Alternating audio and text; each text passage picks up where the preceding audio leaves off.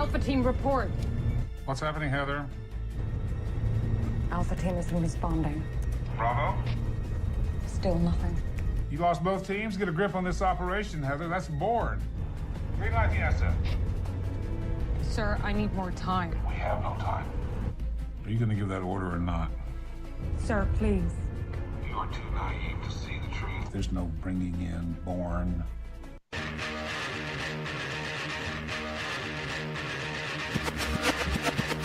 We will defend these police officers. Listen to police officers' commands, listen to what we tell you, and just stop. The nation needs to realize that when we tell you to do something, do it. And if you're wrong, you're wrong. If you're right, then the courts will figure it out. We don't get to pick the laws, we enforce them. But at the end of the day, each and every member is to go home safe. Sometimes the use of force is necessary. You need to comply with the police officer the way the system was meant to be. Comply with the orders of police officers. Resisting arrest is a real and dangerous crime. Nonpartisan Liberty for All. I'm your host, Dave Bourne, and it is August 24th, 2016. And we're coming to you live from, I'm coming to you live from Las Vegas, Nevada. Thank you for tuning in to Nonpartisan Liberty for All. We're on weeknights, Tuesday through Thursday at 7 o'clock Pacific. Tonight, we started a little early at 6, but we're usually on at 7 o'clock Pacific and 10 o'clock Eastern, and you can listen live on Spreaker.com and NonpartisanLibertyForAll.com, and to the archives immediately following the show on Spreaker, YouTube, Twitter, Tumblr, SoundCloud, Stitcher, and iTunes. That's a long list there. On Nonpartisan Liberty for All, we promote the ideas of true freedom and liberty, most importantly, self-ownership, meaning being able to do whatever you want as long as you respect the freedom of others and don't directly interfere with their freedom, exposing government for what it is, a mafia based on extortion that rules without consent, by threat of force and violence. And we are happy to hear from you. You can reach us via phone at 702-470-7664. That's 702-470-7664, or via Skype. Username Nonpartisan Liberty for all one word, and you can get all of that information at nonpartisanlibertyforall.com, along with original articles, blogs, editorials, and other cool things. So definitely check us out at nonpartisanlibertyforall.com. Tonight we're going to do something different, which I think many quote unquote libertarians frown on, in that, and I don't consider myself a libertarian or define myself, period, just because all of these words have become like bastardized, and I've talked about that before.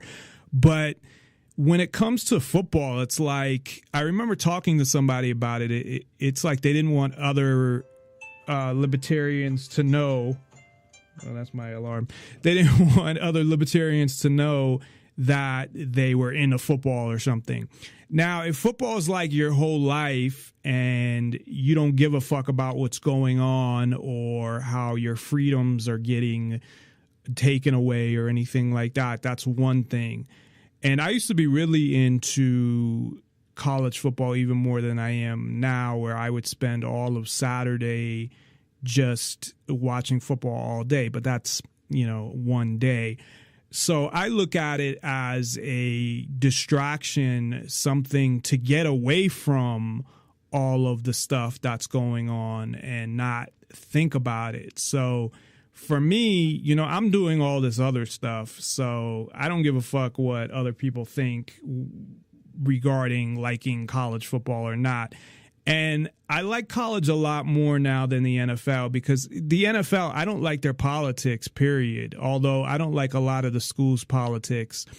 Before I go any further, let me introduce our essentially guest co-host for the evening, who usually joins us for the economy and geopolitics, but is also a sports fan and has agreed to do this special show with me, Ken Schortgen of the Daily Economist, who also has a new YouTube channel where you can get pretty much daily updates or close to it. The channel is just Ken Schortgen, so search for the Daily Economist or Ken Schortgen, or both. It probably is maybe the best way to search. And the name of the channel, Ken, is just Ken Schortgen, right? Yep. So, and as I get more and more out there searching the Daily Economist, it'll probably come up. The only reason it has, when I search the Daily Economist, it still comes up. The fear is that because if I do interviews on other places that Like have been put here. on YouTube, it'll show up. There. But yours will show up too. So just put in Ken Schortgen is the easiest way to find it, and you'll find the channel, and just subscribe to it, and there you go. By the way, anarchists see football as fascist because it's a game of land acquisition by force for money. Yeah, it's a fucking game. It's, it's like, I mean, I honestly, and we're not going to talk about the NFL today, really. We're going to focus on college football, but the NFL has gotten into politics, and it's fucked up. Even college to a point. I remember, well, it wasn't college football, it was ESPN, but I remember after the Sandy Hook shooting, right? I was watching, I'm a fan of the two teams in the state of Nevada. And one is the Nevada Wolfpack, who runs the pistol offense, is what they call it. It's because the running back is like, I don't know, I think, like a couple yards right behind the quarterback. And they call it the pistol offense. So they had said that weekend of the Sandy Hook shooting, I forget what day Sandy Hook happened. I'm thinking it was a Friday, so it might have been the day before, but maybe it was earlier in the week. But they said, because of what happened in Sandy Hook, we're just going to call the pistol offense the offense. I'm not kidding. That's exactly what they said because of what happened in Sandy Hook. So it's ridiculous. But the NFL has gotten into politics themselves. I mean, they promoted Obamacare and shit like that. So I don't even want to give them any of my money, at least with college. And I'm a season ticket holder at UNLV, although this year I didn't get tickets, not because I didn't want them, just because they were $600 and I didn't have the money this year. But at least, even though I disagree with a lot of things that are taught in college, at least I'm supporting, colleges, as opposed to supporting the fucking NFL, which, I'll watch the games. I'm still, I have some football jerseys because I love football jerseys, but I usually buy them on sale. I buy the players that get traded because then they sell the shirts for like 50% off because nobody wants them because that player doesn't play for the team anymore. But college to me is so much different because you have guys that the majority of them are never going to play again. And yeah, if they're getting a scholarship, I mean, they're playing because they're getting a scholarship and getting a free education, but they're also playing for the love of the game. And a lot of them, the majority of them, are never going to play again. So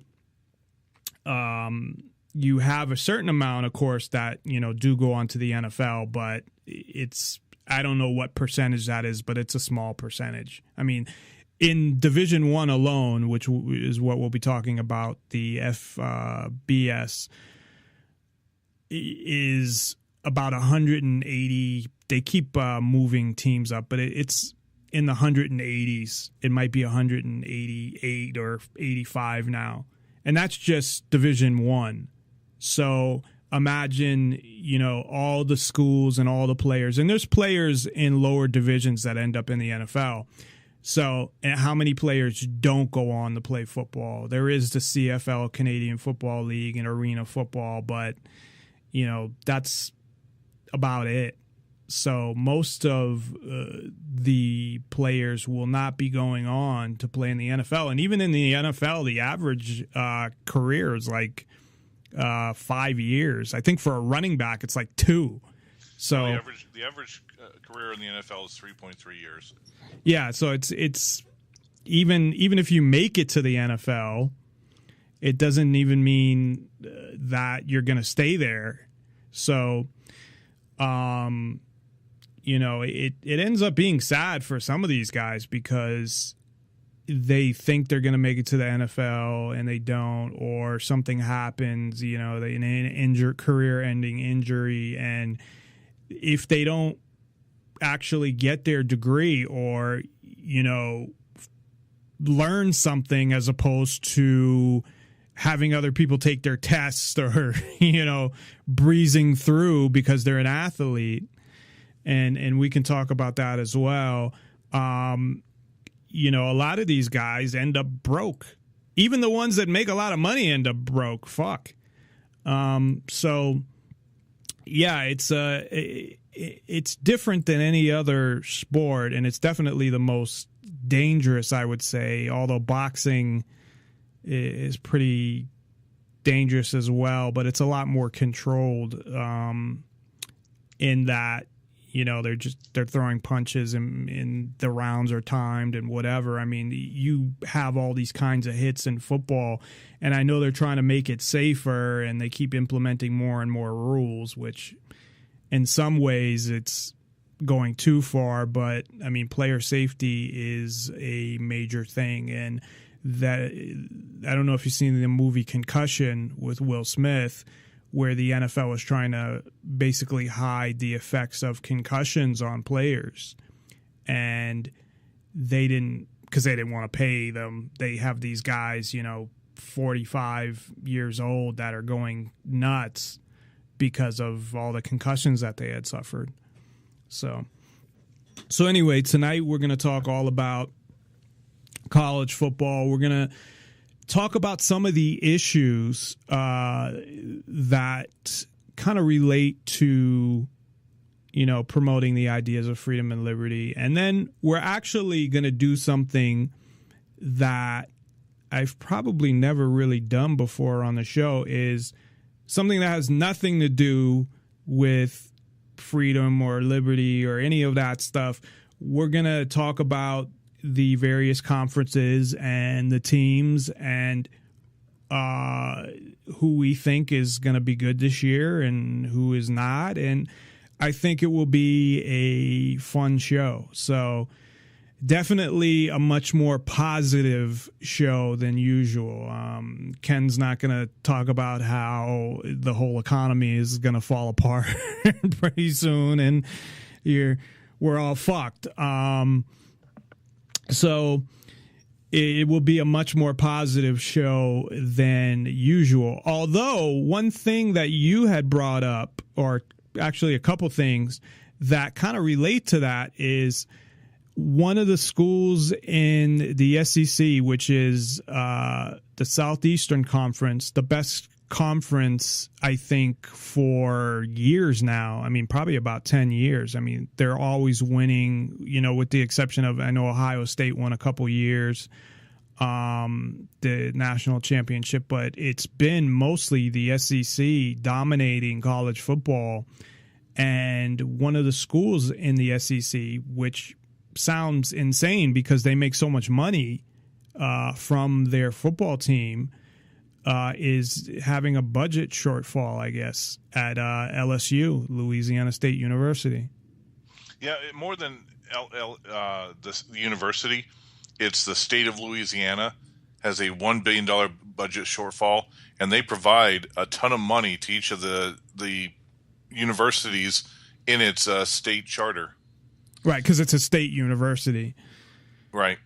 And going back to March of this year, in the preseason, the LSU president said the budget crisis for the state could result in half our football team being ineligible. What is that? Why would half the football team be ineligible because of that? If LSU is forced to close because the potential of funding.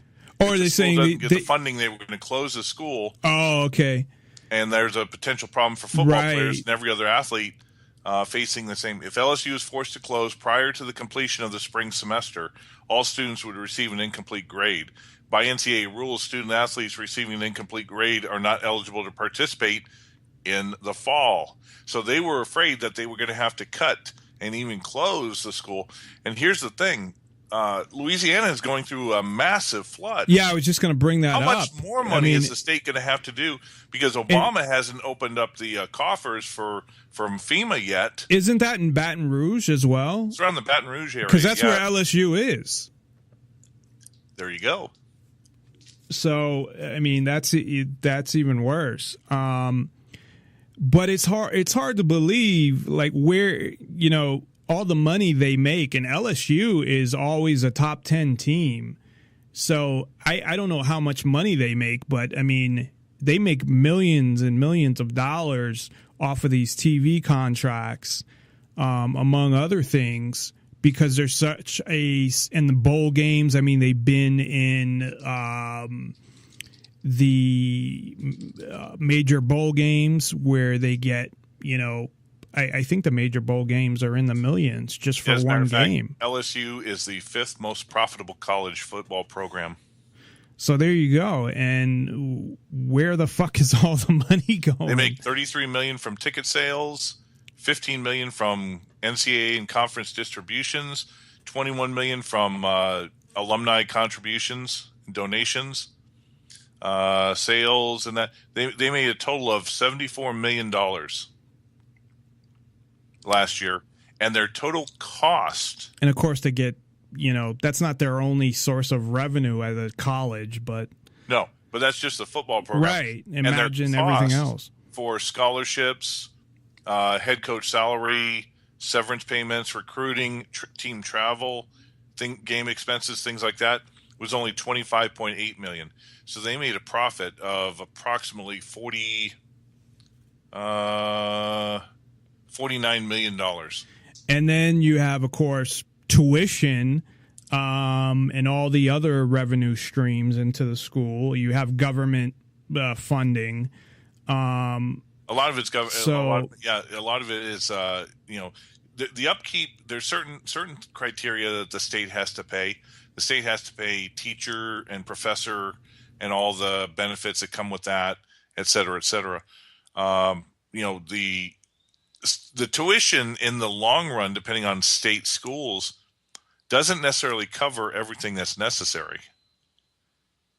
You know, this is something I've always been upset with players getting, you know, being greedy beyond belief. Because take the NBA, for example. The NBA, the latest NBA contract, the players demanded and got 55% of all the revenues. Okay. Are you talking in the negotiation with the players' union and whatever? Right, and the NBA. Right. Okay, so everybody talks about the greedy owners and all that. Well, the owners are responsible for the upkeep of the facility, right. All the marketing, all the programming directors, all, you know, the whole 9 yards. What about in baseball? Not only do you have to keep track of or keep up all the minor league system, and you know, sending out to go the scouts that have to travel all across the country. You know, there's so much overhead. Right. You got three. Not to interrupt, but the minor league system. I mean, you got 3 different levels too. Some have more, but you have a minimum of 3 right. At least. So, I mean, that alone, along with, you know, everything else that they have to pay for. I mean, to me, it depends on, you know, definitely a lot of players are overpaid. It all depends on how much money, you know, you value the player based on, like somebody like Michael Jordan, I think, was worth the money he was paid. Because he brought so much money in merchandising and people. I mean, not even just for the Bulls, but when he would play someplace else, people would go to that game just because they were playing the Bulls and they wanted to see Jordan play.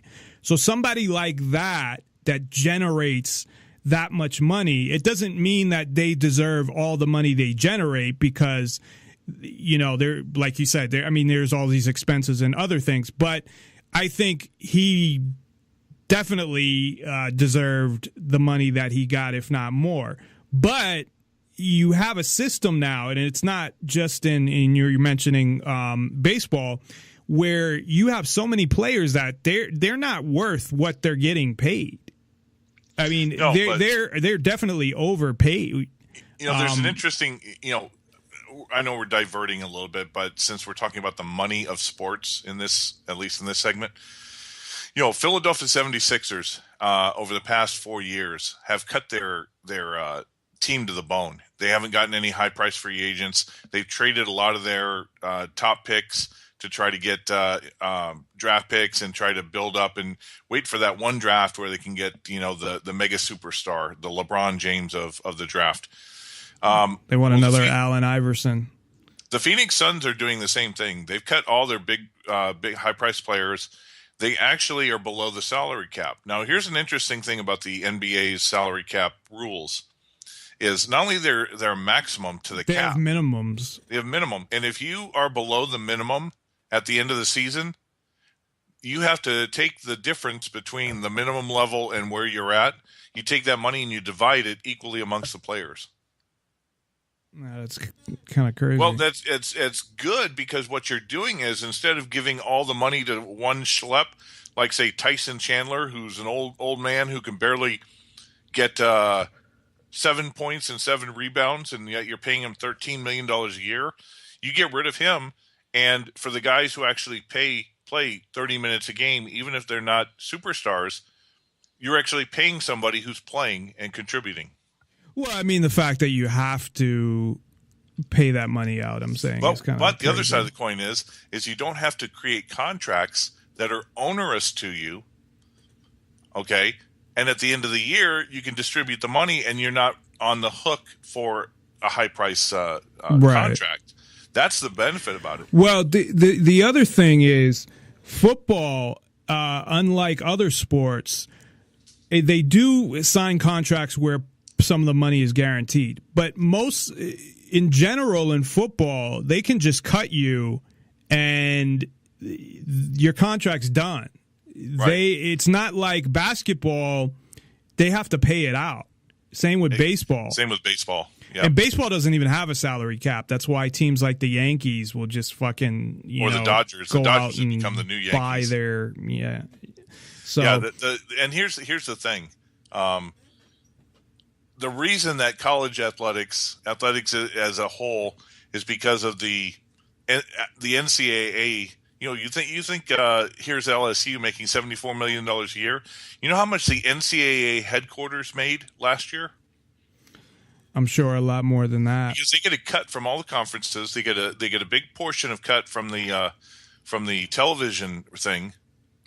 Here's this organization that started out in, I think, 1934 in Los Angeles, just to sort of set the parameters for amateur athletics in college.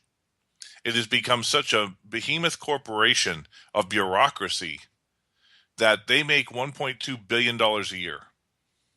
Yeah, that's nuts. And as an overseer, doing nothing, accomplishing. They can't even correctly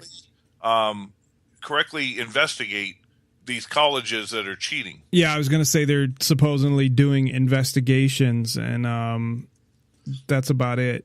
But it's based all off of their rules. How are the schools? Do you know? Do the schools have any voting power? And not like it would even matter because there's so many fucking schools. The schools get voting power because conference-wise, the NCAA is the overseer. But the conferences really control the teams. There's even a conference, president. Think about that. Right. President. Yeah, I know there's presidents of conferences, and they probably make a lot of money as well. And I know the conferences are supposed to, they share the money between the teams, and that's a benefit of supposedly, being part of a conference. If you're a team that depending where you're at. So Notre Dame is big enough. I don't know that they still are, and maybe they should join a conference, but they're an independent. Notre Dame is an arrogant SOB of a school that here's what they do. Okay. They realize that as one of only 3 independents left in the world, in the college world, that if they didn't affiliate themselves with a conference, that they were going to get the shaft when it came to the top 4 teams for the playoff system. Well, they used to be a lot better before. You know, they've been independent for a while, and they used to be a lot. Notre Dame used to be like, you know, I don't know, but they used to be a lot more popular and a lot better than they have been in the past 10 years. If you think about it, you've got all of Catholicism in your back pocket. Okay. Notre Dame is the Irish Catholics of the Vatican. Right. So every Catholic in the world is supposed to be a Notre Dame. Well, it's like why BYU went independent too, and we'll talk about this later about the issues with joining the Big 12 because they have a following. I mean, there's even a BYU channel on cable. Well, sure, and hang on, let me finish what I was saying about. Sorry, go ahead. Notre Dame to not get the short shaft when it came to the college football playoff system. They joined up with the ACC, to do like 4 games. Yep, they did this recently. Try to be in the conference championship of the ACC, but the other 8 or 9 games that they play are their own. They can do who they want. Yeah, it's fucked up how they. I'll give Notre Dame this. Notre Dame plays real teams.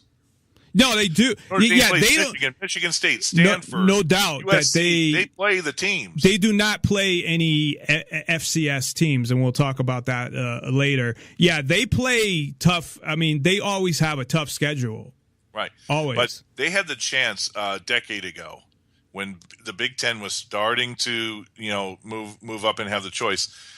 Notre Dame is natural. They're in the Midwest. They play Michigan, Ohio State, Michigan State all the time. They're on the schedule, 7, 8 out of 10 years.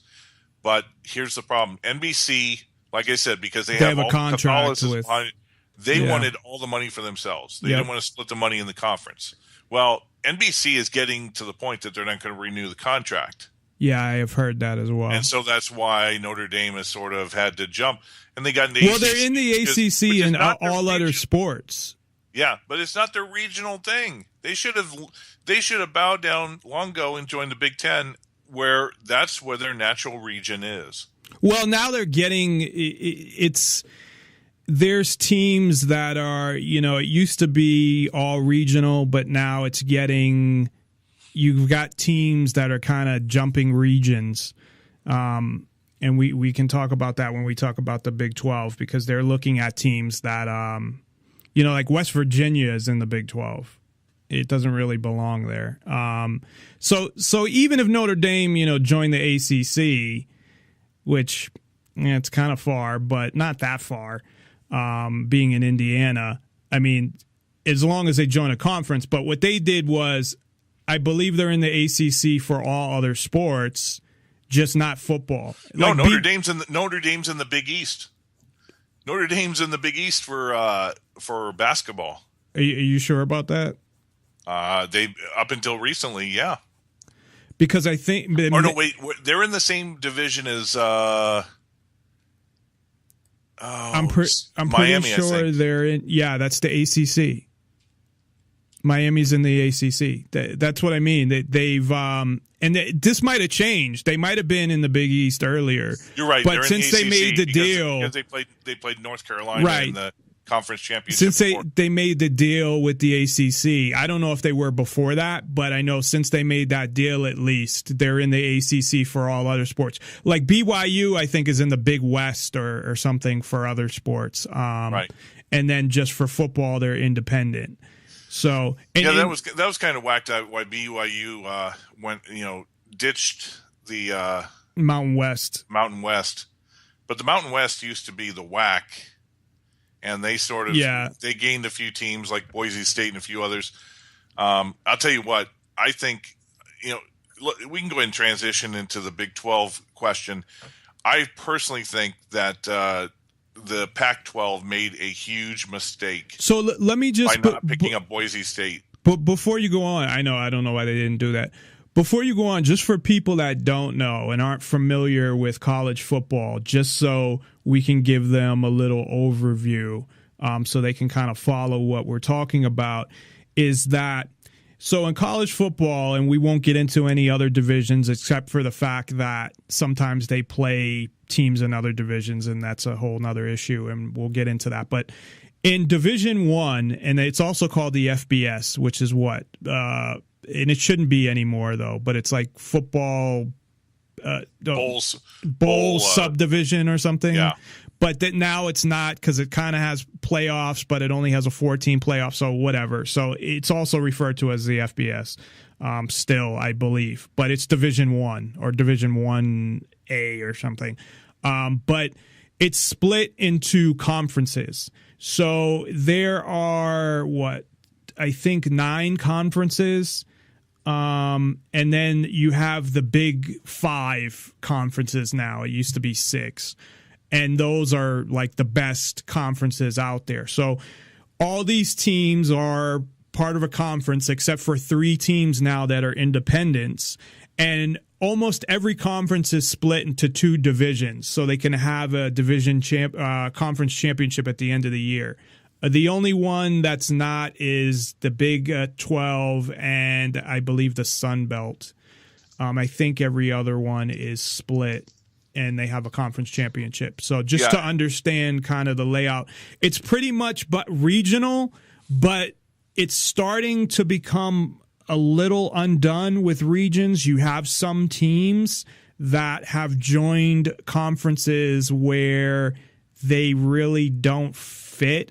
And it might not matter as much in football, but you got to remember that if they join that conference for all sports, that there's travel, there's, the travel time, people are still going to school. So it matters being close to the teams you're playing. In football, they only play 12 games.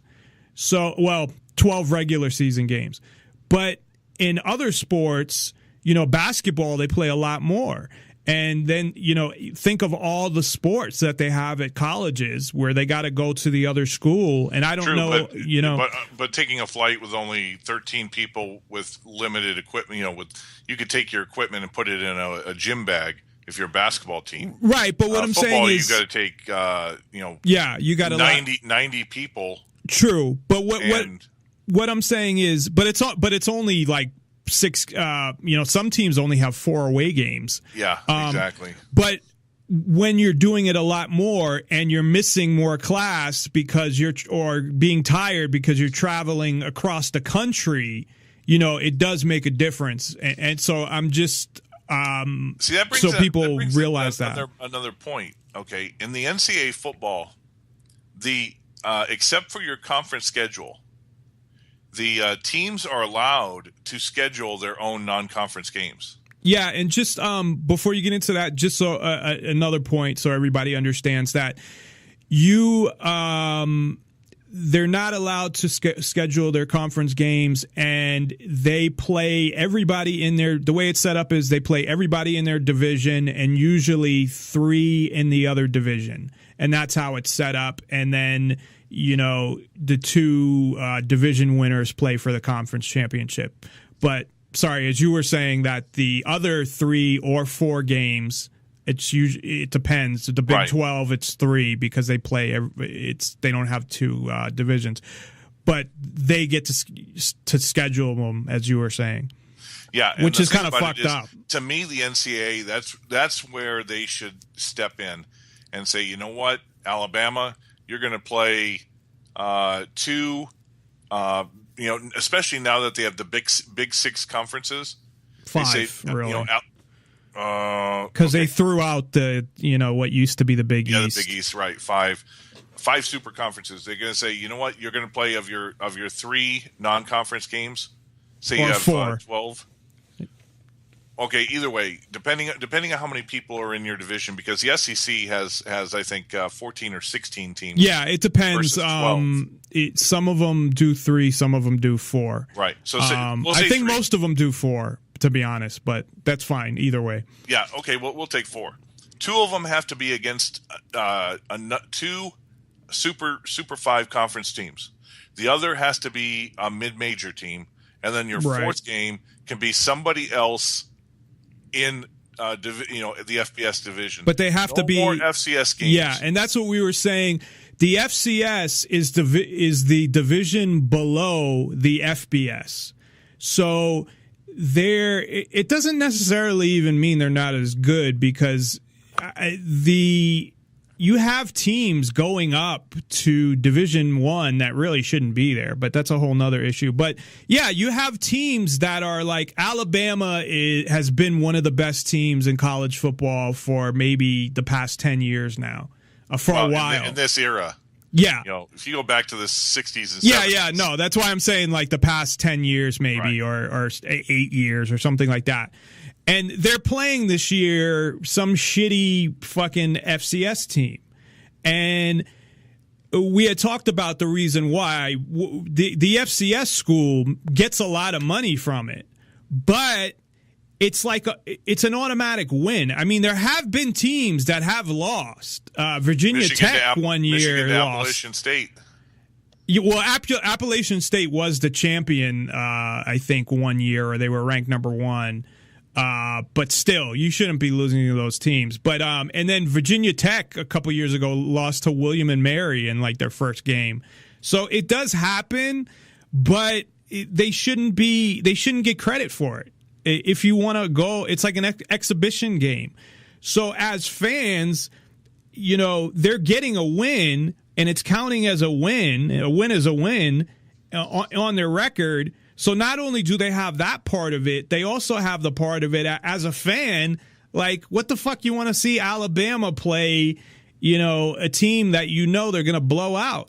I mean, I even mentioned that last year UNLV, who is a Division I team, but is not good. I think they're improving. They played Idaho State, which is an FCS team, and they beat them 80-8. And this is UNLV, who's not really that good. So I didn't really mind UNLV playing because they're not one of the greatest teams. But, I mean, even they fucking destroyed them. So if you have UNLV destroying these teams, I mean, imagine the better teams of the chances of UNLV. I mean, there is a extremely slight chance, if they run the table, of getting into the top 4. Oh, no, I mean, that's not going to happen. Okay, but, yeah. But you have to run the table, and you might not even get the top 4. No, if they ran the table, they still would not get in the top 4. But you get a promise to get into the 8 slots for the January 1st bowl games. So let's explain that real quick, too. So they didn't used to have playoffs. They would just have bowls. Now, the FCS, which is a division below, has a whole playoff system. And they were resistant because, as we talked about offline, the corporations that sponsor these bowls and all the money they make out of all these fucking bowls. Now, they finally, it wasn't last year, it was the year before. They agreed to, so there's been 2 years of a 4-team playoff. I think there should be 16 teams. I think you said you think there should be like 8, right? I think they should try 8 to see what it's going to do, because I think 4 is way too little, though. Yeah, 4 is beyond way too little, because there's just too, if you think about it, the rankings, because of the fact they do preseason rankings, a team that may be able enough to make it to the playoff system, many times they're not even ranked, and they got to come out of the top 25, and they got to wait till their teams lose, and then they move their way up, and if they fortunately get into the top 8, then they might have a chance, but the fact of the matter is that there is a Big 5 bias, I mean, think about well, this. the other thing, just real quick, that I didn't mention is along with the playoff and before the playoff, you had, what did they call them? Those 5 bowl games were like the 4 bowl games. There was Fiesta, Orange, Sugar, and Rose. Well, there were 5. Oh, right, because there's but here's 2 the thing. teams that played in 8 teams. Right. The Big 6 conferences. But what did they call them? They called them. What are they? Yeah.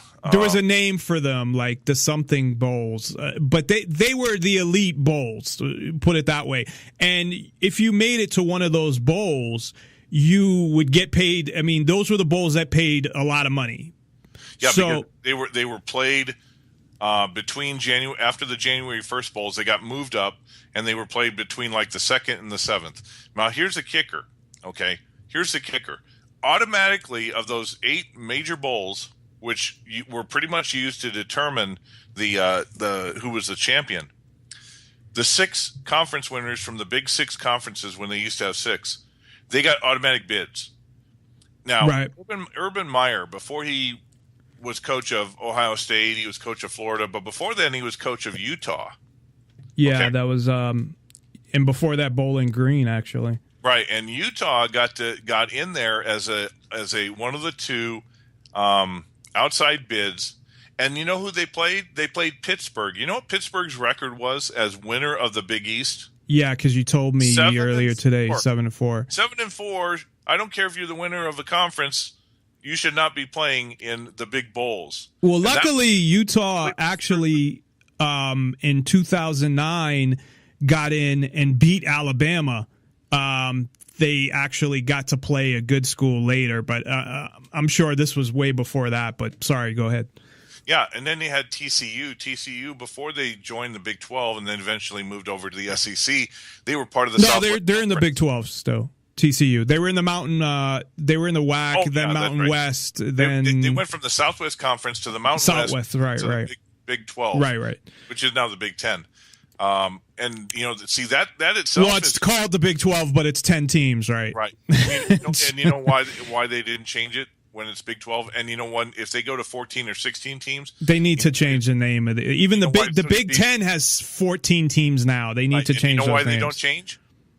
Because they have decades worth of corporate symbols and that are tied to the Big 12, that it would be a nightmare to have to go back and change all the corporate paperwork. See, and that's one of the things, with the bowls that you had brought up, is that one of the reasons they never went to a playoff is because of the corporations, and all the bowls have names. Like you have the Chick-fil-A bowl, you have the Fiesta bowl. The Fiesta is one of the elite bowls, but now they still have a couple of those elite bowls along with the playoffs. So you can still get into an elite bowl, but I'm not sure exactly how it works now. There's a number of things, like if you have the best ranking and your record is better than the winner of a certain Big 5 conference, then you have the potential to get into the bowl. But what I'm saying is they still have a couple of those bowls along with the playoffs. So right. They have like 3 elite bowls or something, and then they have the playoffs, where before they had 4, or I thought they had 5, but you could be right. It could have been 4. But yeah, so now it works different. And you brought up this is why the NCAA basketball March Madness is so great, because you may be bracketed accordingly, top number 1 seeds, whatever. But guess what? Everybody has a chance. Right. 64 teams, actually 68 now, but 64 legitimate teams have a chance that if you succeed by your play on the field. The problem is with the ranking systems and all that, many times it isn't. Think about this. LSU made it to the national championship, 3 years ago? They had 2 losses. But because they, those who ranked them kept pushing them up above other 0-loss and 1-loss teams. Right. Well, because the schedule, because in the difference, a huge difference between, say, the NFL and college football, besides the fact that they have so many more teams, is in the NFL, the worst team can beat the best team. In college football, it's not going to happen. You're not going to see like New Mexico State beat Alabama. No, but you could have a team that Alabama should dominate beat them because of the system. But it's not going to be, if you're in, out of 180 something teams, if you're in, in the last bottom 30, you're not going to beat any of the teams in the top 10. No, but this is also why teams like Navy and Air Force, who have smaller athletes because they have size requirements to get into the academies, can on occasion beat Notre Dame. Yeah, Navy was like 10-3 last year. I mean, Navy has a good, solid team. Air Force as well. Army the last 5 or 6 years has been pretty bad, but they also play that triple option, which is hard to defend because they have and what they do is they take like the Denver Broncos zone blocking scheme, because if they went head to head with a defensive player in front of them, they get smashed because they can't be as big. You can't go to the weight room and get up to 300 pounds if you're a pilot, right?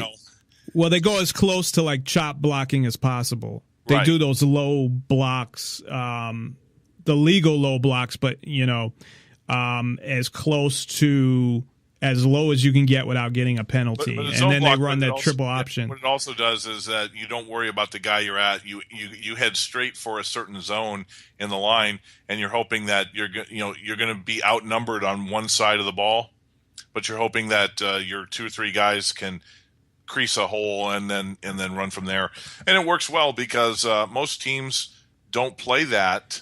Right, they're not used to it. They're not because in the long run, if you get down, those type of offenses are built for ball control and long drives. They don't have they rarely have quarterbacks that if you're down by 14 with 2 minutes left can take you down the field in a short amount of time. They just can't do it. So that's the downside of it. They hope to get the lead. Right.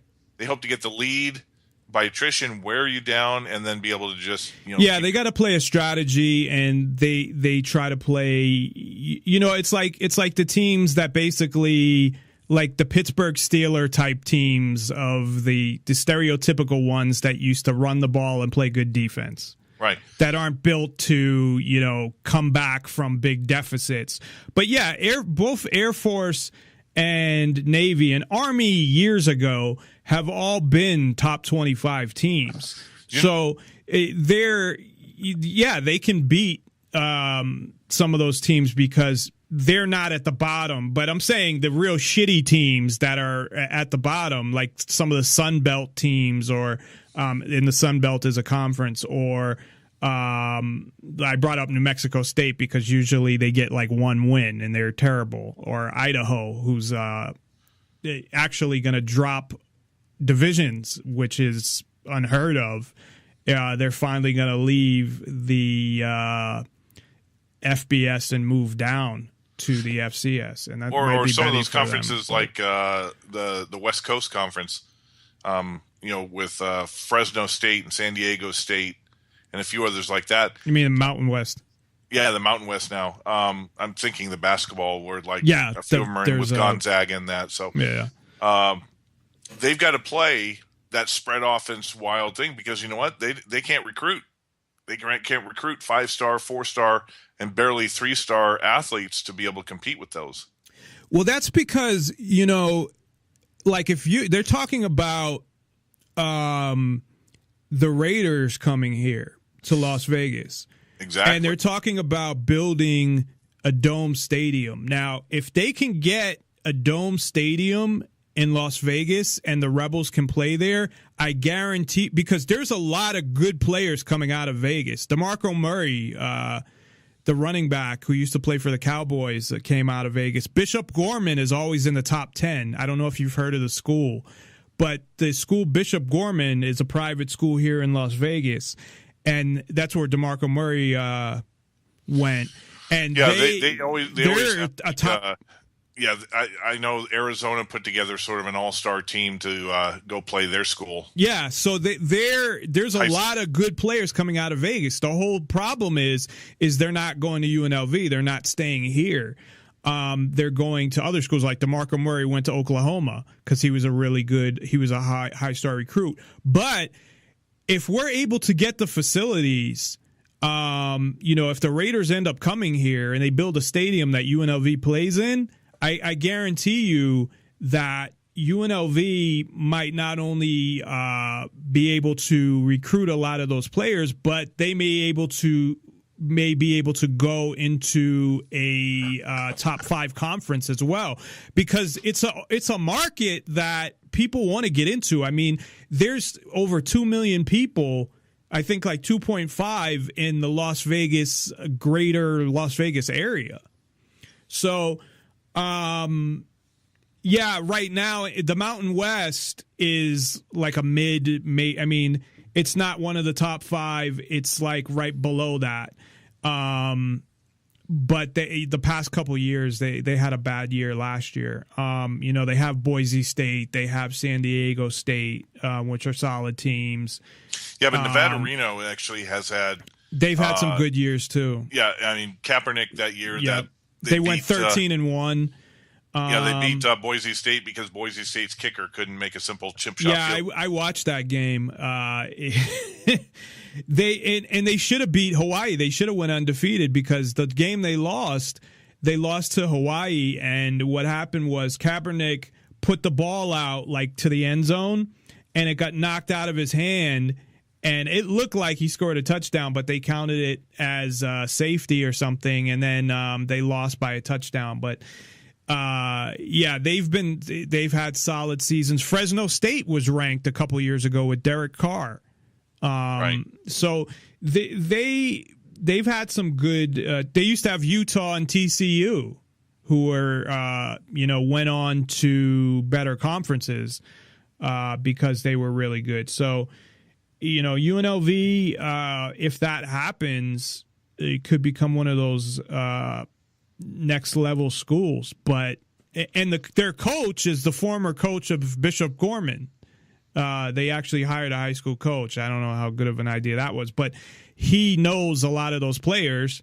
So he's obviously fighting to recruit them. But yeah, I'm sorry. Your point originally was they play a lot of the like spread offense or whatever. Yeah, because they're not getting it's interesting. The players, taking that forward to the NFL, the Chip Kelly, his spread offense was able to dominate in the NCAA from Oregon, and he goes to the NFL, and of course everybody, the traditionalists, you can't bring innovation or something new to the NFL. It doesn't work. And they criticized him every single time. Well, you know what? The difference with the NCAA and the NFL is you can recruit your own players in the NCAA. You can, you have a system. You can fit the right players into it. In the NFL, if you move up as a coach, you're going to have a bunch of guys who are based on traditional, and they just can't play that system. Well, most of the time, also, you're not the one picking the players. The general manager is. Right. If you're Bill Belichick, it's a little different where he's, basically doing everything. But for most coaches, he's got a GM, but they are on the same page. They're exactly on the same page. You remember the start of the dynasty for the Patriots. They had Scott Pioli was the general manager. Right. And then Pioli, I think, went over to Kansas City. Right. I mean, they have a general manager, but I mean, at this point, because of what he's done, I think he's pretty much able to. What you're referring to is that even though there's a general manager, Belichick is in charge of player personnel, while the general manager deals with making sure that all the numbers fit. Right. Yeah. So where other places, the general manager brings in a lot of the players, and the coach coaches the players that he gets. I'm sure they talk and whatever, but it depends on the coach. So, Chip Kelly, he did okay, even though he got fired, but now he got hired someplace else. Yeah, and Chip Kelly really got screwed because he went 10-6, 10-6 2 years in a row, made the playoffs one of the 2 years, but he was stuck with a bunch of what I would call divas. LaShawn McCoy, shady, was getting older, was demanding a new contract. And then Deshaun Jackson from Berkeley, from Cal, I think. He was a diva of the highest order. He wouldn't listen to coaches. He wanted to do his own thing. Jeremy Maclin was a reasonable running or wide receiver, but he got traded. And Chip Kelly was trying to clear out the house, but once he did not get Mariota in the draft, the writing was on the wall because Bradford got injured last year and he was stuck with a that's the guy he wanted. I don't know why, but they said that Chip Kelly wanted Bradford. I don't know why he wanted Bradford. Well, he wanted Bradford because Bradford, there was talk he wanted Kaepernick, but the price was too high. What you hear in the news doesn't necessarily equate what's going on behind the scenes. Right. Bradford would have been the worst person for that type of spread offense because the dude has had so many ACL and MCL knee injuries. How can you be a run option if you're a quarterback? So he needed a run option quarterback that could also see the field and pass. And that's the thing about Chip Kelly's offense. Chip Kelly's offense is that we have the play is set and it's to one receiver only. And if he's not open, then you got the run option. But it's not like a normal standard quarterback set where you have three receivers and you've got options 1, 2, and 3. And then once it breaks down, it breaks down. With Chip Kelly, you have one option. And if that option breaks down, then you're running. Well, that's why I think he'd want he didn't try to get, RG3 or whatever, even though he but RG3 was also injury prone. Yeah. But I mean, as to not to be the number one guy, but to compete, to bring him in, because right now you don't have to pay him, what he. True, but look what he's got. He's got paid. Kaepernick, but he's got the worst offensive line in the NFL, and a lot of the guys in the defensive line either retired early or they got busted and they're out. See, it's in the same boat. If Chip Kelly could have a 5-year contract where they let him go carte blanche and do what he would, the record be damned, and pick his team in that, I think he'd have the opportunity to really make some, bold moves to be different than what everybody else is. Well, they want you to win right away because some coaches have gotten lucky and come in and like Harbaugh, who's now back in college with Michigan. Came in and had an effect right away, or True, they get lucky. They already have a team built up, or right. There is a reason why in the NFL there's so many teams that are perennial losers all the time, and it's not because they don't like the they Cleveland don't get all Browns. the drafts. Cleveland Browns. It's organization. You can keep a coach for 1 or 2 years if he doesn't give you a winning record and fire him and fire the GM and hire more. You could have the best coach at a place like Cleveland and you'd still lose. It's because the ownership and the thing. And I find this too. Redskins are a losing organization as well. College does the same thing. Only the problem with college is that there is no loyalty.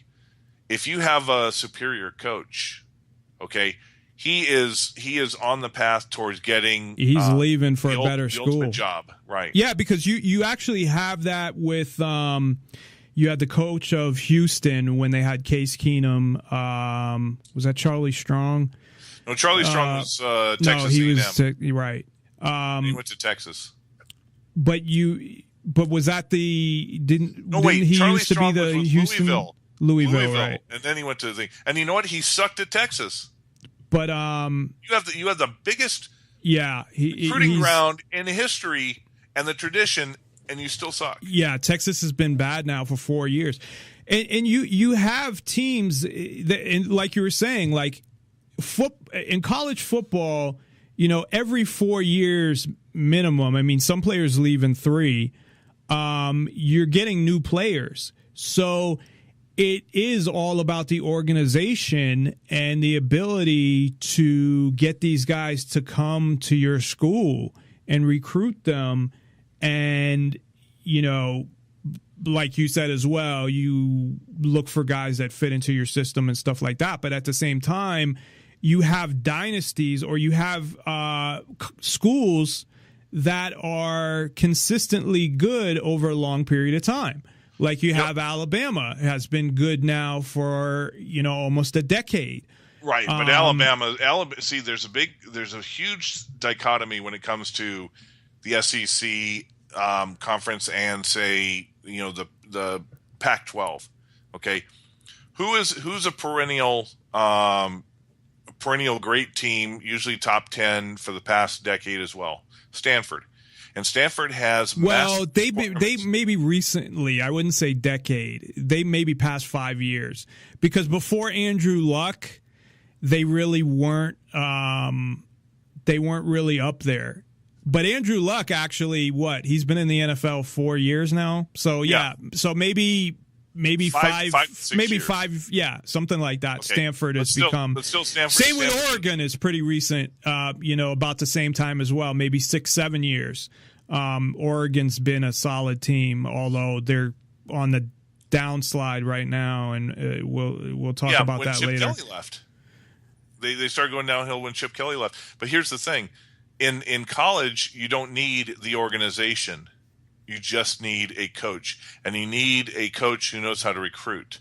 Okay, the difference, say, between Stanford and Alabama is Alabama's and LSU and Clemson, their requirements to get into the college. Well, I was just going to say that they're harder. Bottom feeder, Stanford has it's like a really good school.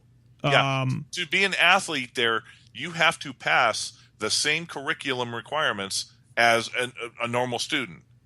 Okay, so you can get athletes who don't really, who can barely speak English, 5th grade literacy into Alabama, and so they're going to get the vast majority of athletes from, who wouldn't make it into academics of regular school. This is a lot of the reasons why SEC gets some of the best athletes. Because if you look at their average graduation rates, their average GPAs, their average test scoring, they're usually the bottom of the barrel. But that's why, like, Vanderbilt is always at the bottom. Pretty much, yeah. Because they're a good school. They're hard to get into. They're a private school that requires high, but depending upon the coach. Take a look at Duke. Duke is a private school. It's got high requirements to get in there. Yeah, but they do. They always have great basketball programs. Basketball, yes, but football, they haven't until the past few years. They've had a couple good seasons, but in general, their football program hasn't been too good. Yeah, you'll take a look at it's also. The requirements to get in Ohio State are much less than to get in Michigan. I did not know that. I know my ex-girlfriend actually went to Ohio State. I always thought Ohio State was a good school. It's better than all those in the SEC, except for Vanderbilt. But it's not as, the requirements to get in Michigan are much, much higher. Michigan is known far more for its academics than it is for football, even though it's big on football. So that's a good point that you brought it up too, because what that does is obviously it gives schools an advantage if your school, your minimum requirements to get in aren't that high. You're a bottom school. to get into college, you still got to meet minimum requirements. But if your requirements are a lot lower compared to a lot of other schools, that gives you an advantage right there. So that's a good point, where for a team like Stanford to do as well as they've been doing the past, 5-6 years means a lot more than a team like Alabama. Although, Alabama is more recent, when Nick Saban came in and whatnot. So it's not just the fact that yes, they can, no, but Nick Saban, but it definitely factors in, right? And it tells you that in college, you don't need necessarily the organization. A great coach can take a team from absolute obscurity and take them to near the pinnacle, if not to the top. Because if he's a good recruiter along with being a good football coach. I mean, I think that's something that is a huge part, obviously, of college football, is recruiting and going out and to convince players to come to your school. See, there's two great examples over the past 20 years of schools that for 40, 50, 60 years have been bottom feeders and that, and a single individual comes in and changes the entire scope, changes everything. The first one is Bill Snyder at Kansas State. When Snyder was hired at Kansas State back in 1988, he had hired a team that had a cumulative record of 299 and 510, a 370 winning percentage in 93 years of play. And that coach took Kansas State to 3 straight division titles over the Nebraskas, the Oklahomas, the whatever. And then when Kansas State, when he left and sort of retired, moved into the AD position, and he came back, and Kansas State has been looking good for the last 3. Yeah, so and a single individual can do this. The others was, I can't remember the coach's name. I think it's Fitzpatrick, but up in Northwestern. Northwestern was always absolute bottom feeder for decades. Well, Northwestern's a good school academically, right? Right, but they've gone to 3 Rose Bowls in the last 10 years. Yeah, they've been playing. They've had some seasons where they had a good first half and then a bottom. The second half was pretty bad, but last year they had a very, very good season. Actually, Northwestern. They did have a favorable schedule, but still, they I think they went 10-3, and they had a really good season. And another thing too, when you look at college, is you look at the coaching tree. Like I said, Bill Snyder's one of those obscure names. He's not Saban. He's not in the public. He's not, the god of Kansas State, of the state of Kansas, like Nick Saban is the god of Alabama. Well, they did name it, I think, the stadium after him. Right. But here's the dichotomy. Using the same criteria, Kansas University has barely won any games. Yeah, I was going to say that. So over the same amount of time. You look at Kansas, and they've brought in all of these coaches. At one point, they had Charlie Weiss and all these other coaches. So what is have they just not found the right coach yet? Because they haven't had, at least as long as I've been following college football, and it hasn't been that long, maybe 10 years, I've been really into it. I got into college football more recently than I used to just be into pro football, and I'd follow college a little.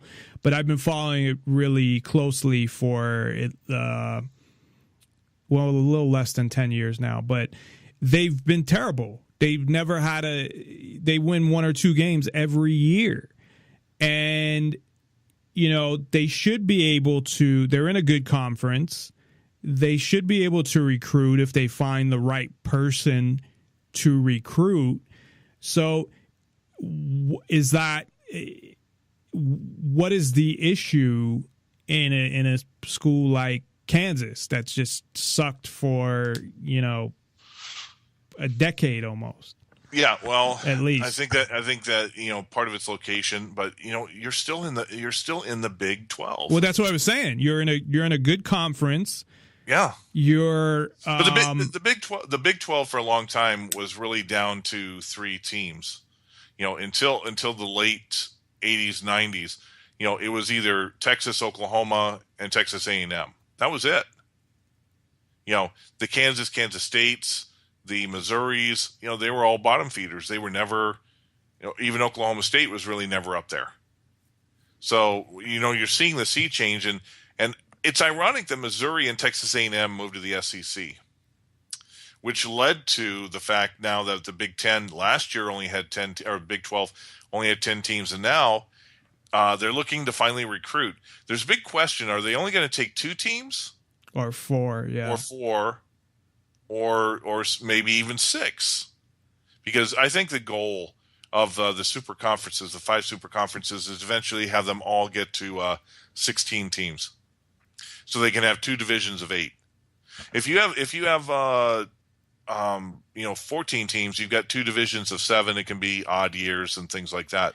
Well, I think they need standards on, if you're in Division 1, you can't just come in Division 1. I mean, you have the Sun Belt and the MAC and what's the other, Conference USA, just inviting teams that are, coming up from lower divisions, and there's no, as far as I know, there's really no standards to say that, okay, you're good enough where you can come up into Division 1.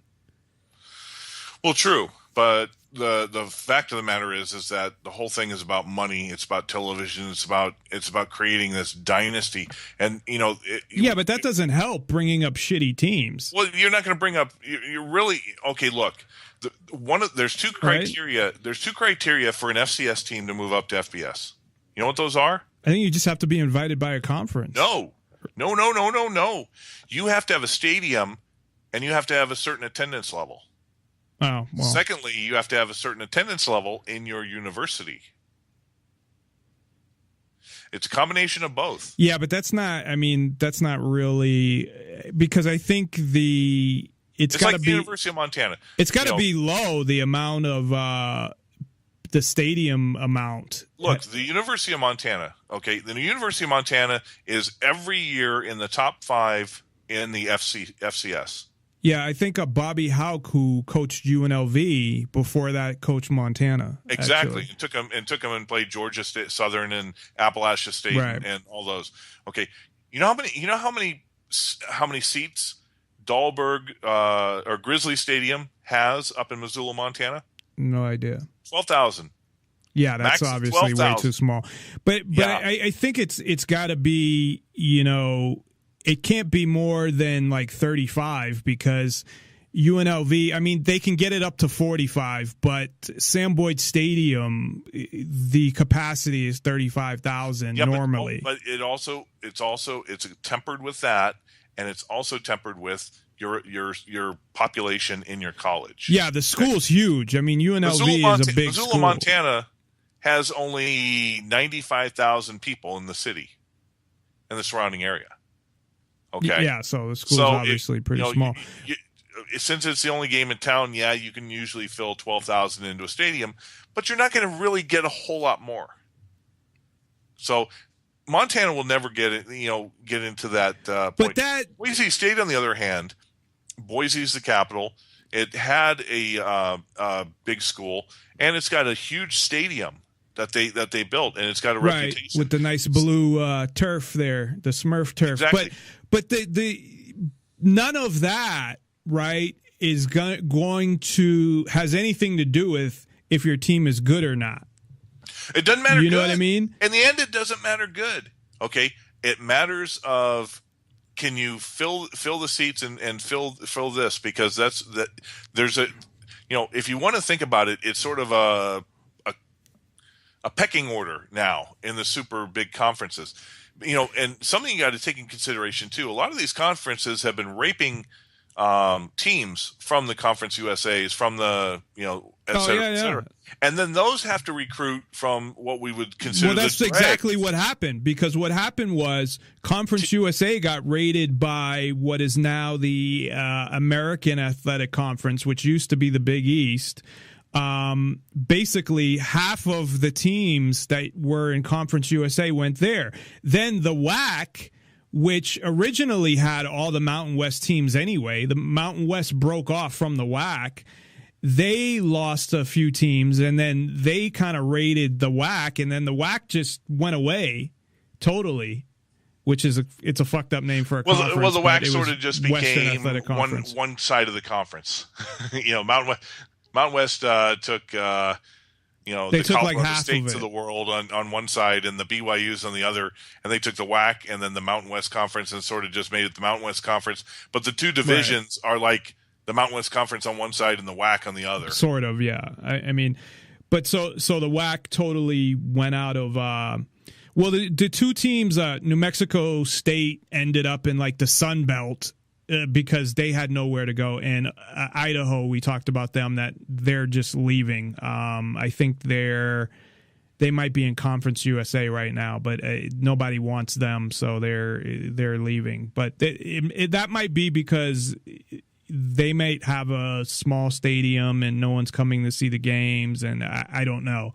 But UNLV is actually playing them this year, but this is their last year in this division. But so there were a couple other things that I wanted to cover before we actually get into predictions and get into teams and stuff like that. So one of them was as we've been talking about teams or conferences rating other conferences and the setup of the conferences. In the past maybe 5-6 years, there's been huge changes in the conferences. There's been people moving and the rating going on of, and then all the schools moving up. So we've mentioned the Big 12 and how you mentioned the question is whether they want to add 2 teams or 4 teams. Right, but I think we want to go over each of the teams and determine what we might see would be the best fit for that, because I got a list of the teams here. Well, one of the issues I wanted to bring up, though, and then we could get into the specific of the teams, is that, because this is more of a political issue, is they're telling them, so BYU, Brigham Young University, in Utah is a Mormon school. It's run by the Mormon Church. Right. And there are, and when I say they, I don't know who they is, but there's reports that there are certain groups, the quote unquote LGBT community, what that means, who knows? Because I don't know how you have a community, but whatever, that they are telling the Big 12 that don't take BYU because they discriminate against gay and trans people. And BYU would actually be a pretty good fit, except that they're in Utah, although Utah's not that far. I don't think it's too far from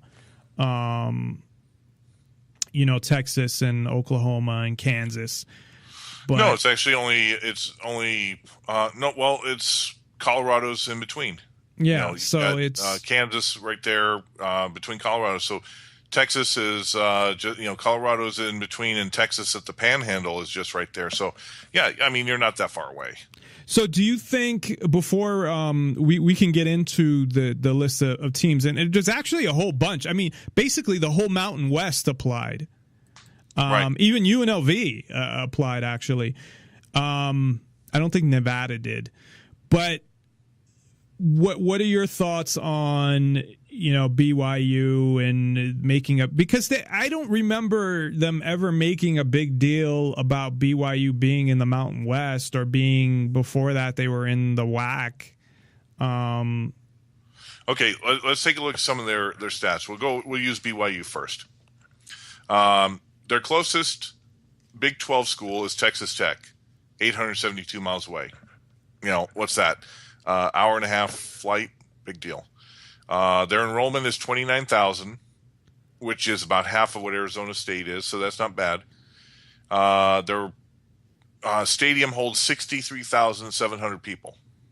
Yeah, and they have a huge following, as we established. I mean, that's why they were able to go independent and still support themselves, and they even have their own fucking channel. The university. The question with BYU, though, is that BYU has their basketball teams in a different conference. Right, but they could move.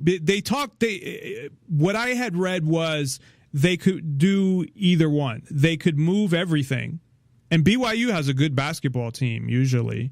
They could move everything into the Big 12 or just football, but they're open to both. Well, here's the other thing. Like Notre Dame, BYU has their own television network.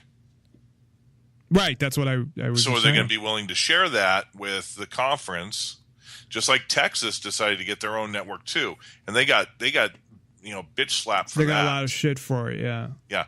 But I don't know that they're airing the games exclusively on the network. I mean, they have like a school network or like a Mormon church kind of network. It's more about the religion than the fucking games. So I don't know what the... Well, no. The thing about it is being independent, they have probably Fox Sports West. That's what their football is tied to. Okay. Well, the Big 12 might want to jump in with ESPN and be part of that, right. Sports Saturday. Yeah, Big 12 is one of the few conferences that don't have their own network. And Mountain West doesn't anymore neither. It's internet, but they used to. Ironically, who else has a crappy television deal? The Pac-12. They have a horrific one. Well, they don't even make like a third of the money that these new deals with the Big Ten conference has. Yeah. And the well, SEC. they finally got their own network too, but nobody gets it. Yeah, it's like it's special order on cable. Yeah, it's not on.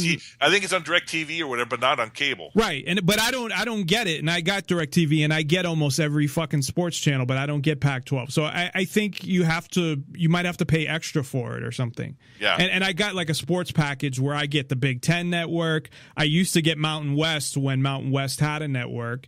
By the way, I think there's something. This is in the long run. The days of cable and special networks like this are going to be gone, because the ability for the internet, somebody to just hook up their TV to a live stream. Well, you have ESPN3 right now where they air all the ESPN games, or you can get on the internet.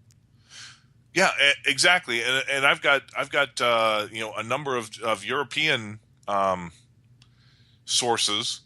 There's a website out there. I can get every single game and stream it to my laptop, to my tablet, to my phone, to my whatever. I can watch every game on whatever. Cable is going to go by the wayside. How is this going to affect in the long run these network contracts with these teams? That's going to be a really fascinating thing within the next 5 to 10 years. We're not talking, decades from here. We're talking barely 5 to 10 years. The cable system as we know it is going by the wayside. Just take a look at the fact that Amazon, Netflix, Hulu, these types, HBO, they're creating their own content, and it's some of the most popular HBO's been content. doing that for 20 years. Right. They've been creating their own content. But but usually was it sort of documentaries or boxing? No, they had shows like the show Dream On, First and 10, and so they've been doing it for years. But like Netflix is a good example, or Amazon Prime. Yeah, or exactly. Amazon has their Prime. own shit as well. So yeah, How long until these entities start subsidizing and grabbing football conferences or football games? You know, the sport. There's a reason why the NFL puts a game on Thursday night, Sunday night, Monday, because football. No matter what other, the finale of MASH or the finale of NCIS, if it ever come around, those wouldn't hold a candle to a simple playoff game in January for an NFL. Cleveland versus Tampa Bay would get more people watching it than any other show. Right. So, the future of that, how is it going to affect college football? So that's another thing. If these entities, so BYU's got, they've got a good record over the past 5 years, 43-22. They're currently independent. They've got enough enrollment. They've got enough stadiums. They're within 1,000 miles of the closest team, so flight's not really out of the way. So let's take a look at Cincinnati. And they don't have, the other thing is they don't currently have a deal that they have to buy out of because they're independent. Because some of these conferences, they sign contracts like when they moved conferences, like Boise State had to pay like $5 million to the American Athletic Conference because they were supposed to join and they changed their mind. Now they had to pay a bunch of money because of that. The other benefit for BYU is BYU has a relatively decent basketball team, which would complement the Big 12, which they're more known right now for. They're getting good in basketball. They've always Kansas, but they're getting Kansas has always been good. But I mean, Baylor's good now. Texas, a lot of these teams, Oklahoma with the former UNLV coach Lon Kruger, is usually pretty good. So they're Missouri's now in SEC, but yeah, that's true. But they're becoming a pretty good basketball conference. So and BYU has always had a good to average basketball team. So this is something they'd look into because this is going to be one of Boise State's biggest detriments. Is their football school? But the rest of their sports really don't. But no, their basketball has actually been pretty good over the past 3-4 years. But it's really not. They won the Mountain West last year, actually. Yeah, but it's not a Super 5 conference, equivalent. Or it'd be like coming into the Big Ten and beat your Indiana State. Yeah, but I think it's good. But I think it's good enough that because of their football that it wouldn't be, I think it'd be a non-issue. I think more of an issue would be the fact that they're in Idaho and they're even further Boise away. State is the opposite of Gonzaga. Gonzaga has the great basketball program, but they don't even have enough potential for any football. They don't even have a football team. Exactly. Right? So they don't have a football team, but they're right now over the past decade, they are considered one of the top 10 best college basketball programs. Boise State, in reality, over a decade, going back to the Fiesta Bowl win over Oklahoma, they are considered one of the top 10 football behemoths over the past decade. I mean, the past couple years, they've dropped a little, but they've been pretty consistent. And even in those years, they've still had at least 9 wins. They had one really bad year, and that they were still over 500. But that had to do with injuries. I think they had a bunch of injuries. Last year they were still 9-4. I mean, they were a game away or 2 games away. They fell down the stretch, but they were 2 games away from potentially making it into the big bowls. But Cincinnati is an interesting choice. See, Cincinnati, distance-wise, how far? I know they're 304 they're miles almost away in from West Kentucky, Virginia. basically. They're 304 miles away from West Virginia. Yeah, they're close to West Virginia, but West Virginia is already far away from all the other. I didn't get that whole move. But just bringing remember, West Virginia, they should have brought Louisville. I don't know why they brought West Virginia. Once you go west of or east of the Mississippi, the states aren't very big. Relatively, they're not big. I mean, Missouri and Nebraska are big. But once you get into the others, they're relatively small. No, I know. Coming from the east. They've got they've got 40,000 people in their stadium seating, which is a little bit low. Enrollment of 44,000, which, is 1.5 times the size of BYU. They've got a large sports-based city, Cincinnati.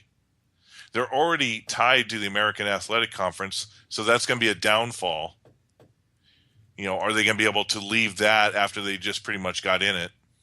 Right. They're going to have to do a buyout. That's why I was saying, like, BYU, the positive thing was being an independent. They don't have to buy out of a conference. But Cincinnati probably has an existing contract that they're going to have to buy out of to get out of it. As will probably some of the other schools as well. But the other side of the coin is that Cincinnati actually has a pseudo big name coach. Tommy Tuberville. Oh, right. Who was SEC for a number of years. Yeah.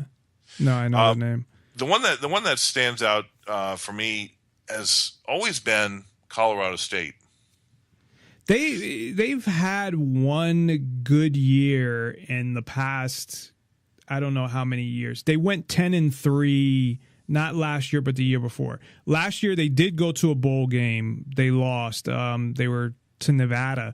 They were 7-6, but they've had 2 good years. Besides that, their football team has been terrible. Right, but basketball, they have a solid basketball program. The thing is, one of their pros is that they've got a new stadium set to open in 2017. That might help, but I mean, they're not. I guess they're going in the right direction, but as of right now, I don't think it's enough where you want to see more good seasons. Colorado State's in the out of same them. problem as UNLV. It's like They don't have the forever a bridesmaid, but never going to be the bride. Right. East Carolina is kind of interesting. The Pirates, because they have a really decent baseball program that goes to the NCAA regionals and super regionals every year. How important is? I mean, really, no, but basketball. When you're a big super right? conference, the expectation is that you better play more than one sport. Okay. They've posted, let's see. Even though the football record doesn't blow people out of the water, fans go and support this team big time. They average 44,700 fans per home game. The next in their conference only averages 29,000. Plus, they're willing. East Carolina has a tendency to be one of those teams that the Super 5 conferences play in their out of conference schedule. So they're not considered the FCS, free boot, but they are used to playing tougher competition each year. Yeah, but same thing. I mean, they've had a couple good years when they had I forget the quarterback's name, but they haven't football wise and basketball. I don't know that they've really done. Well, here's the thing: much neither. is if you're a team that's on the cusp, okay, team on the cusp, by joining a Super 5 conference, you've automatically created, bettered yourself because right. It's going to up your recruiting, right? Yeah, but I don't know that they're even, high their enough. Basketball team isn't really in there. No, but they are part of the Tobacco Road area, Greenville, North Carolina. It depends on markets too. Sorry to interrupt, but they, expanding into new markets is something that was talked about as well.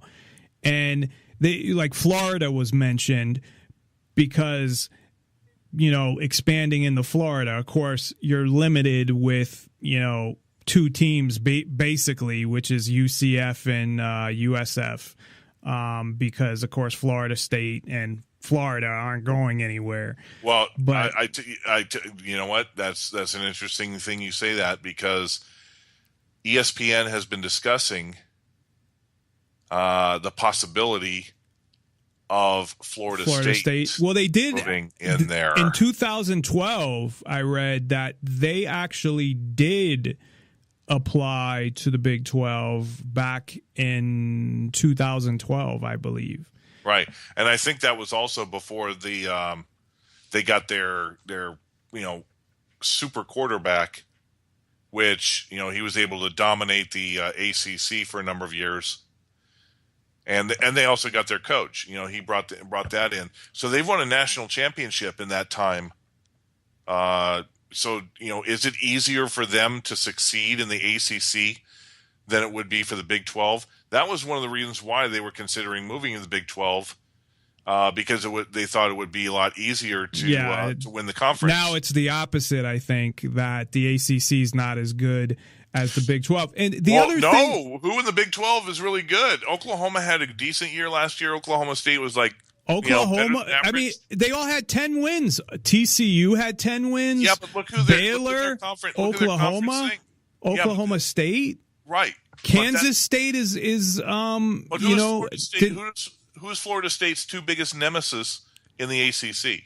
Well, you got Clemson. There you go. And went to the national championship last year. Yeah, but knocked out Florida State in the championship game. That was 1 year, and this year they're probably going to do it too. Do you think Florida State could whip up on Oklahoma? Oh, yeah. Or Baylor, Florida State got beat by Houston last year. Yeah, but Houston was an anomaly last year. Houston was an anomaly. I mean, they're usually a better than average team, but they were Louisville of a few years ago when Charlie Strong took them to that bowl game. The thing, though, with the Big 12 is that they play a totally different type of football than other conferences. They're more, in general, and this is a general statement, but the majority of the teams they put up a lot of points, they play great offense, and most of the defenses suck. Well, here's the thing about the Big 12, what has changed. Okay, the Big 12 plays, as opposed to most of the SEC, which SEC is like the old Big 10, run first, control passes, etc. But the Big 12 is a pro-style offense. They throw as much as they run. Okay, look at the quarterbacks that have come out: Chase Daniels. Who were a few? But Robert Griffin, these are guys. Yeah, Robert Griffin. But these are guys who came out, for the most part. Colt McCoy. They Sam came out Bradford. Ready with pro-style offenses, and that's why they were high draft picks going into the thing, because Bradford they were more pro-ready. He was a number 1 draft pick. Right. Robert Griffin was a number 2. Colt McCoy was a 3rd round, but I think it's because he was too short. A Kansas State quarterback got picked up. I forget his name. He didn't really do too much. Yeah, the one that was there when they were playing pretty good a couple years ago, right? Right. Yeah, he did. I think Not he was Dockett like the 3rd, or Lockett, something like that. 3rd on the depth charts. Well, because he can do other things. I mean, Right. he can run the ball. You could use him as a running back. I mean, if you wanted to. There was a lot of things that he could do. So. The other thing is somebody added that Florida State could instantly make the Big 12 competitive with the SEC as the best football conference next to the SEC. If the Big 12 was able to pick one of the, like a Clemson or because when you lose Texas A&M, which is one of your mainstays for your entire existence, Missouri is like middle of the road.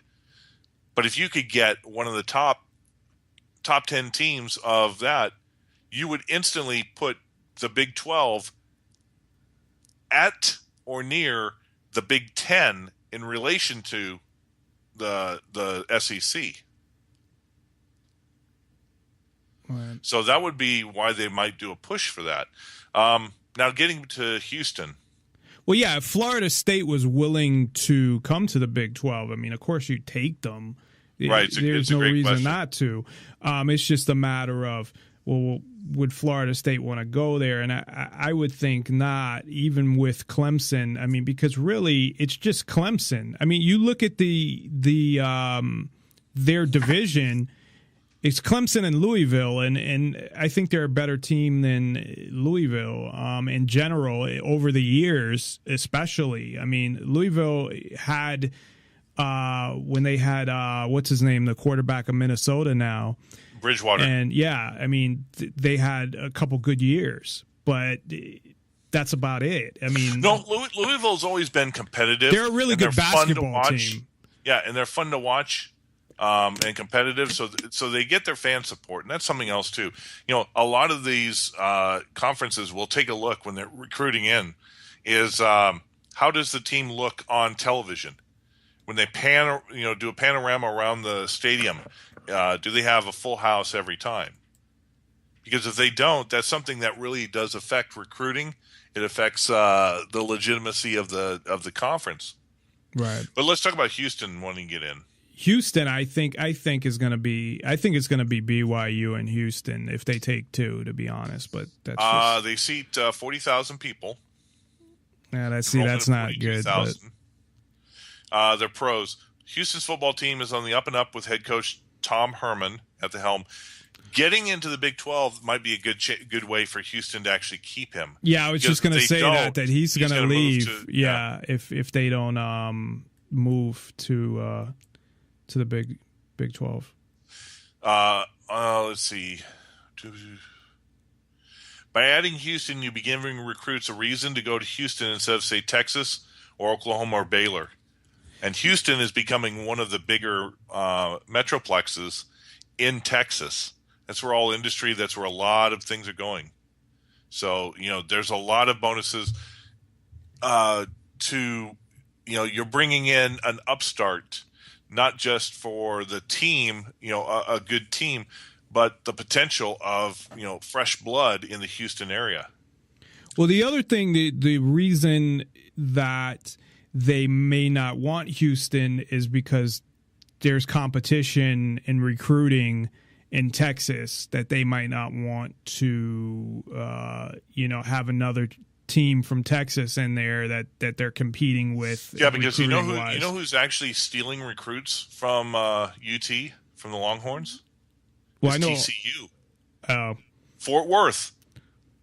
They're in Fort Worth. They're right. They're right on the border of Dallas, so they are stealing UT recruits blind ever since they moved into. Mostly when they moved into the Mountain West and started, looking, getting a lot of airtime thanks to their quarterback. Who's the Bengals quarterback? Andy Dalton. Yeah. I mean, Andy Dalton put them on the map, took them to the big bowl games, and that, skyrocketed TCU into getting the Big 12. And they're relatively competitive. They weren't as good last year, but give them a few years. They've got a good coach. But one of the teams that they're talking about too is Memphis, and I really don't know why. I don't know why. Let's skip these guys. They've had one good year really, and even that last year they were pretty good, but they kind of towards the end of the season fell apart. So another team that is being talked about, Northern Illinois. Yeah, I saw that on there too. They're a pretty good team. I don't know about their how big the school is and all that stuff, but they play in 20,000 enrollment. They play in a really shitty conference. So yeah, their stadium only holds 24,000. They said the only reason that Northern Illinois would even be suggested is because it might poach on recruits from the Big Ten territory. Yeah, here's one. Of course, I don't even know why they even considered this. This would be like the Big 12 playing an FCS school every week. SMU. Yeah, the only reason they were mentioned is because they're in Texas. The reason that they were also is because their basketball team had Larry Brown, but he's not. I don't think he's going to be around for very long. So it would help in travel. It's in Dallas. The basketball team was pretty good last year, I know, but they it seems like ever since they got the what they call the death penalty, that they've never recovered. Yep. Let's move over before I get to the two other Florida teams. Fascinating that they're trying to pick up Florida. Let's look at the potential of Boise State. I think it's too far, but you mentioned the fact that Boise State's basketball team had regular season. I think success, it's good enough. Yeah, I bounced mean, the NCAA tournament 2 of the last 3 seasons. Let's see. Yeah, they're getting better in basketball ever since they joined the Mountain West, which is a pretty good basketball conference in general. They past couple seasons they haven't been that good, and Boise State did win the Mountain West last year. So, yeah, I mean they have a solid basketball program that's getting better. So I think they're good enough basketball wise, and obviously they're good enough football wise. Yeah, the other side of the coin is Boise State would have the transition, or sort of the channel, because they're going to pick up games against Pac-12. They naturally in their off-season games will pick up the Washingtons or the Oregons or the Oregon States. So that's going to bring the I think you're going to see this too. When I talked about some of the requirements that are going to be necessary for the playoffs is that you're going to have to ditch your old crappy, out of conference schedule, and you're just going to have to start playing teams that are in other Super Fives. Well, it's easier for Boise State to start playing some of the Pac-12 teams as their out of conference schedule versus, say, who's Alabama going to play? They're going to play ACC teams? But Boise State actually has been. I remember a few years ago, to Georgia. They played Oregon. The Georgia Dome. In their first West game. Virginia, I think. They played Oklahoma. No, they didn't play Oklahoma. They played, who did they play? Let me see. Kansas State? They're playing. I know that they played Oregon one of their first games. They actually played... I don't know if you remember this, when Garrett Blunt actually punched one of the Boise State players in the face. Yeah, I watched that game. Yeah, me too. And got suspended for the season. Yeah, because Oregon lost. Yeah, they had because that's when that's one of the years I think they were in the top 5, and they went to one of the major bowl games. Actually, now, here's the interesting thing about Boise State is. When it started its rise out of FCS into FBS. I mean, this year they're playing Oregon State and Washington State. Yeah, so they're playing 2, and yeah, and Washington State's not a pushover. No, they're pretty good. The old Red Raider coach Mike Leach. So they're usually playing Pac-12 teams. The thing is, though, I don't know. Recruiting wise, will that help? It will definitely help Boise State, but will that help any of the other teams to get into the state of Idaho? Probably not. And that might be one of the reasons why you had mentioned the Pac-12 and why they didn't pick them up instead. And I don't know why neither, because instead of like Colorado or somebody. And maybe it's because of the state that they're in. I don't know. It's still the capital of Idaho, but Idaho is a small. It's big, area wise, but it's a small state. I don't know, recruiting wise, if there's a lot of players coming out of Idaho. I don't know. I wouldn't think that they're recruiting the majority of their players from Idaho, but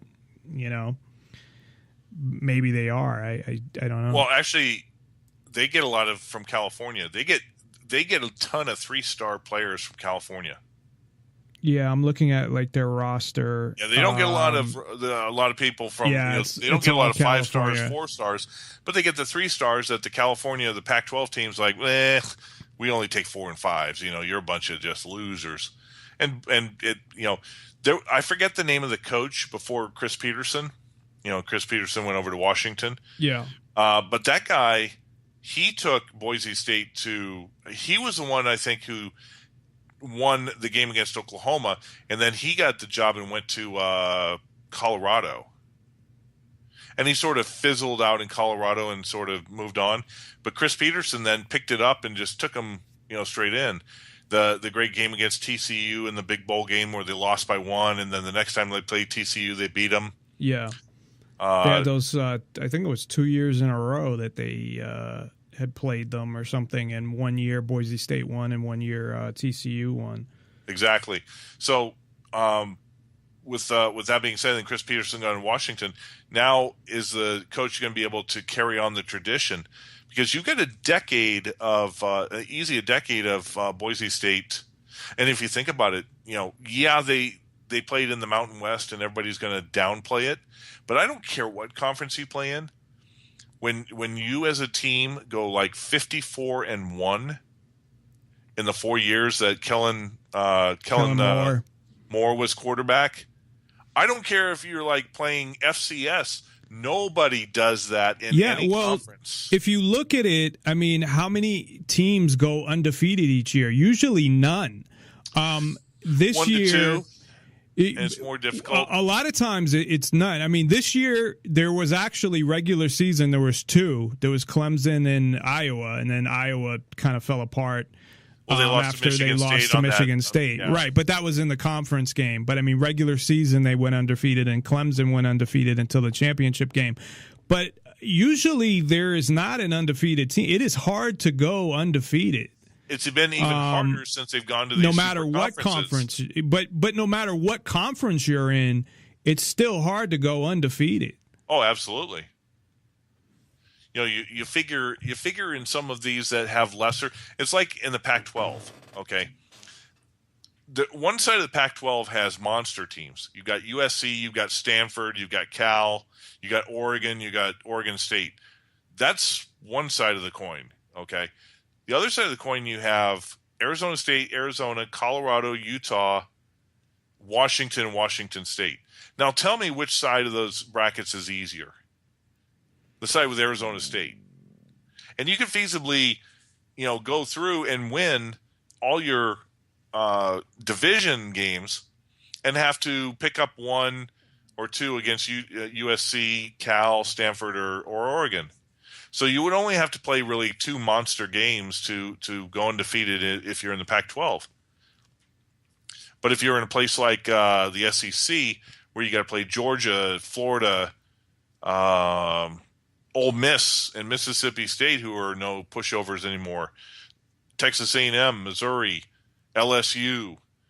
It's not going to happen if you're in the West. If you're in the East and you get to, you don't get Alabama and LSU in your schedule or something like that. See, that's why maybe. Iowa went undefeated, because they didn't play. Well, they did have an easy schedule, but they still, didn't play Ohio State. They didn't play Michigan, No. and they only played Michigan State in the conference championship. Right. But other than that, they played a bunch of the Indianas, Northwesterns, which sort of fell apart after that Michigan game. Illinois, which is perennial loser. Wisconsin was really the only but Wisconsin solid sort of team was that they not beat. even close to its usual. And it was a 10-7 game. Yeah. So yeah, I mean, they didn't have they had an easy schedule, and that's why. Okay, but still, I mean, they still going undefeated. Like I said, is impressive no matter what. Yeah, I'm looking at their schedule, and really, they played Indiana, they played Maryland, they played Purdue, Nebraska on and off year, Pittsburgh, and Wisconsin. They played Illinois State, which was a FCS team. So, yeah, okay. I mean, and they may have Minnesota, played Iowa State. Yeah. Well, Minnesota had a pretty good year, but I mean, what's pretty good for Minnesota? Yeah, we're not talking. So no, I mean they didn't play any ranked teams. Which means next year that their schedule is going to Michigan, be really, really on them. Okay, let's go through the breakdown. If pick up to four potential, because I think the expansion is eventually going to go to 14, but pick 4, and then pick your 2 sure ones. Well, I think it's BYU and Houston. BYU are the 2 teams that are probably. And at first I didn't think BYU, but the more I thought about it, because they were talking about what's too far away, and it's really not.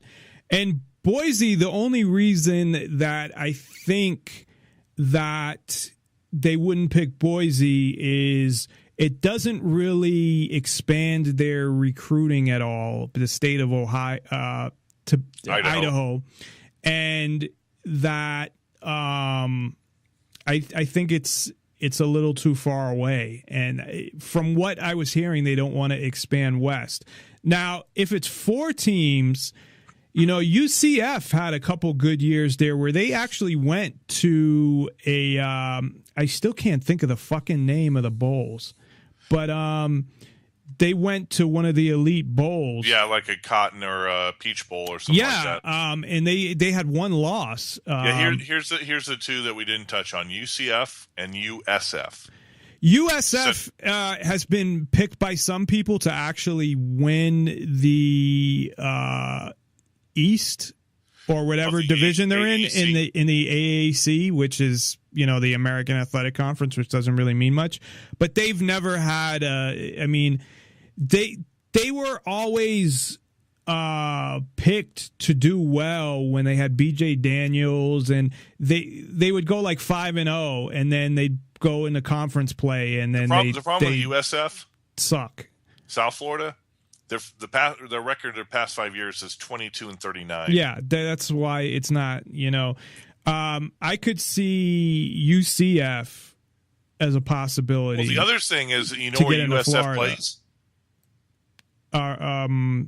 Don't they play near Orlando as well? No, they play at Raymond James Stadium. They play in the Tampa Bay Buccaneers Stadium. Right. Yeah. So they've got access to that, have a top 20 TV market. The problem is their basketball team sucks. Their women's team is decent, but their men's team is just horrific. They really don't have much to offer besides, and their football team's been on the downside. Yeah, the one that stands out, though, is UCF, because here's the thing. Their enrollment is 60,000. No, that's huge, too. And their stadium only holds 44,000. I think a lot of those are commuters, though, too, but not that matters. So I think if they really want to expand into Florida, because I don't think that Florida State at this point would leave, then that they would be a possibility. And as far as the last team,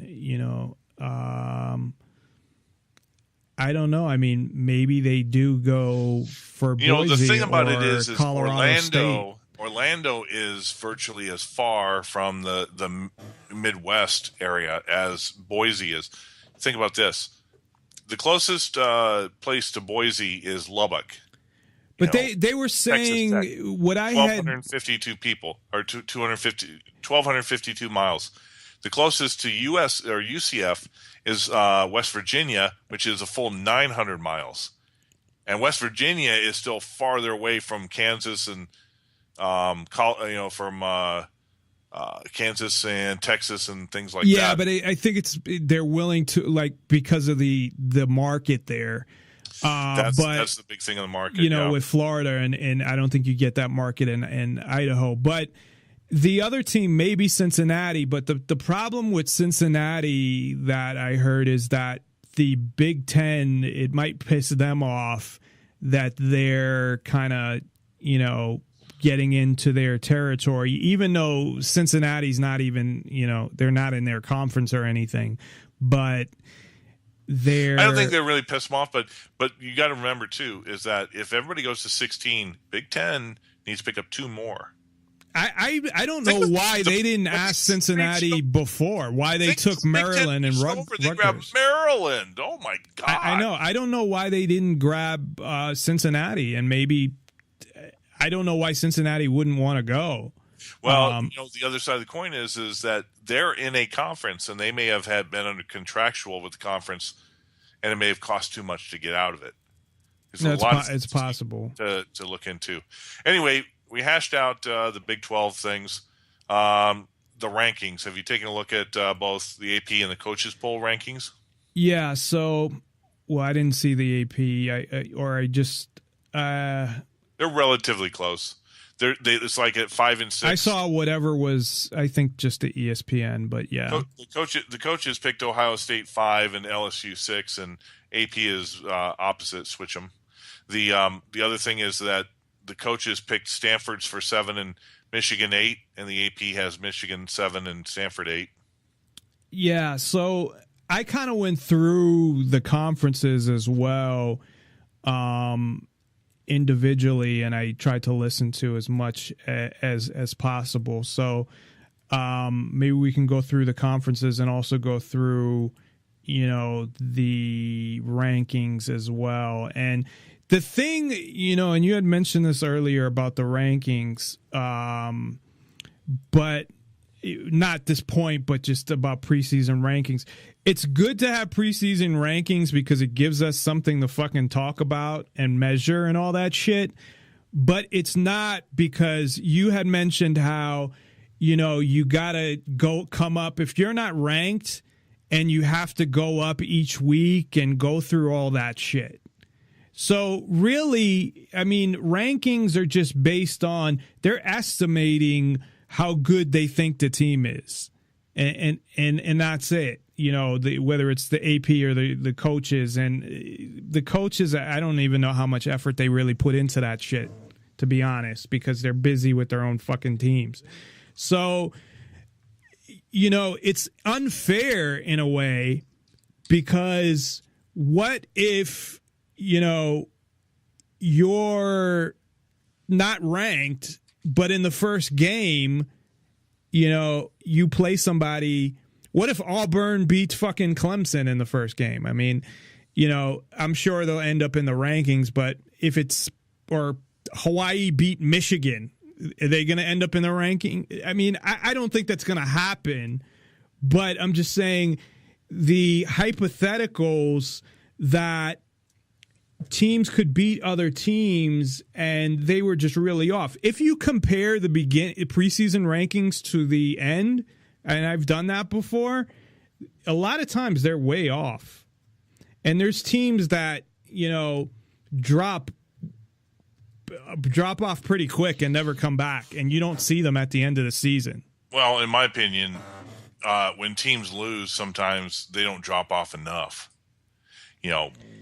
If you're Ohio State and you lose to, say, Minnesota, or if you barely beat Minnesota, Minnesota's unranked and it's in Ohio Buckeye Stadium, to me, if you don't dominate a game at home that you're supposed to dominate, then you should, the voters should pretty much boot you out.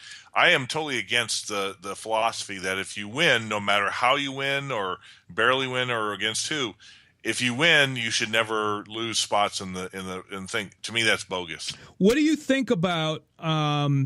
So you have, and USC is actually one of the teams, and in the AP Top 25 I'm looking at, and I also have up all where I can look at the schedules and stuff like that, as well as covers.com is a really good place if you want to look at odds too, just so you know, not to give them to promote them, but just for you. I know everybody else is hearing it obviously as well, but it's just a pretty good place.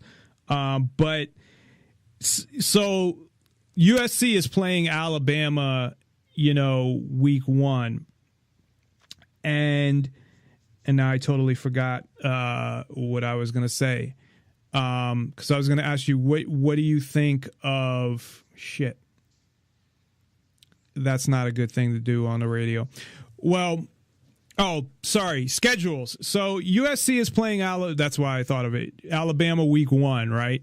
If you look at USC's schedule, they have one of the toughest schedules, and there's rankings in the schedule. So you look at USC, right?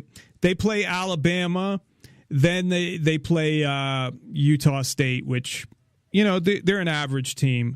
Then they play Stanford, Utah, ASU, Colorado, Arizona, Cal, Oregon, Washington, UCLA, Notre Dame.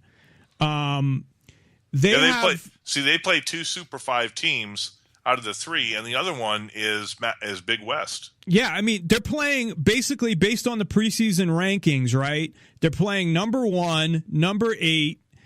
Utah is probably top 30, number 24, number 14, number 16, and number 10. And they're playing 4 ranked teams in the last 4 games all in a row as well. Right. And you know what they're ranked in the 20. 17 in the coaches poll and 20 in the AP. So what do you think, though, about, when you're talking about teams dropping on the, in the rankings and stuff, if they lose, you could take teams. If you play a team that's ahead of you in the rankings and you lose close, especially if you lose in their stadium, then you should probably either stay where you are or drop just a touch. But if Alabama loses to a ranked 20th team, I don't care if they're USC, then Alabama should be in the bottom 15. Right. No, definitely. But what happens is that you have these teams that maybe they're undefeated, maybe they dominated every game, but they just don't have the schedule. And then you have teams like you mentioned, LSU or something had 2 losses one season when they played for the championship. But I think one was like a really close loss to Alabama. For example, I was thinking of this earlier. Do you remember last year the Michigan State game where Michigan State won? It was a fluke where they blocked a kick or something at the end of the game, and Michigan was punting away, and the snap was horrible, and it went all the way to the end zone. Yeah, it was a fluke. I mean, they should have never won that game. So you have something like that. Like, how far should Michigan drop for losing that game? So there's, and in college football, it's so much different than the NFL because you do have that huge gap between the best teams and the worst teams. Now, if they did what you said and made sure that they didn't play, they maybe took Division I and got rid of half the teams or cut it way down and made sure, one, you don't play any teams in the FCS, and two, that you play. I mean, they should almost make it like, how in the NFL, how they do the schedule is you play the team that in your conference that ended up in the same spot. So if you were in first place, you play all the first place teams? Yeah. You're going to play, if you had the, what they'll do is the strength of your conference with the emphasis on the best team will play an equal conference as long as they haven't played that conference in the last 3 or 4 years. So you may get stuck with playing, because the problem is last year the NFC West played the NFC North. How was anybody to know that Minnesota was going to be right? Well, that part is different, but I'm saying within your own conference. So, yeah, in your own conference, you'll play the first place team. So whoever finished first, like the Patriots finished first, and I'm trying to remember who else. Did Cincinnati finish first in their division? Yeah, so they'll play Cincinnati. They'll play Denver, and they'll play. Who finished first in Houston? I think. So they'll play all them. Houston won the South. But one of those divisions, they're going to play the whole division anyway because they alternate. Right. But there in the NFL, there are pseudo non-conference games where you'll play a team that nobody else in your division will play, as opposed to based on where they finished in the year before. Right.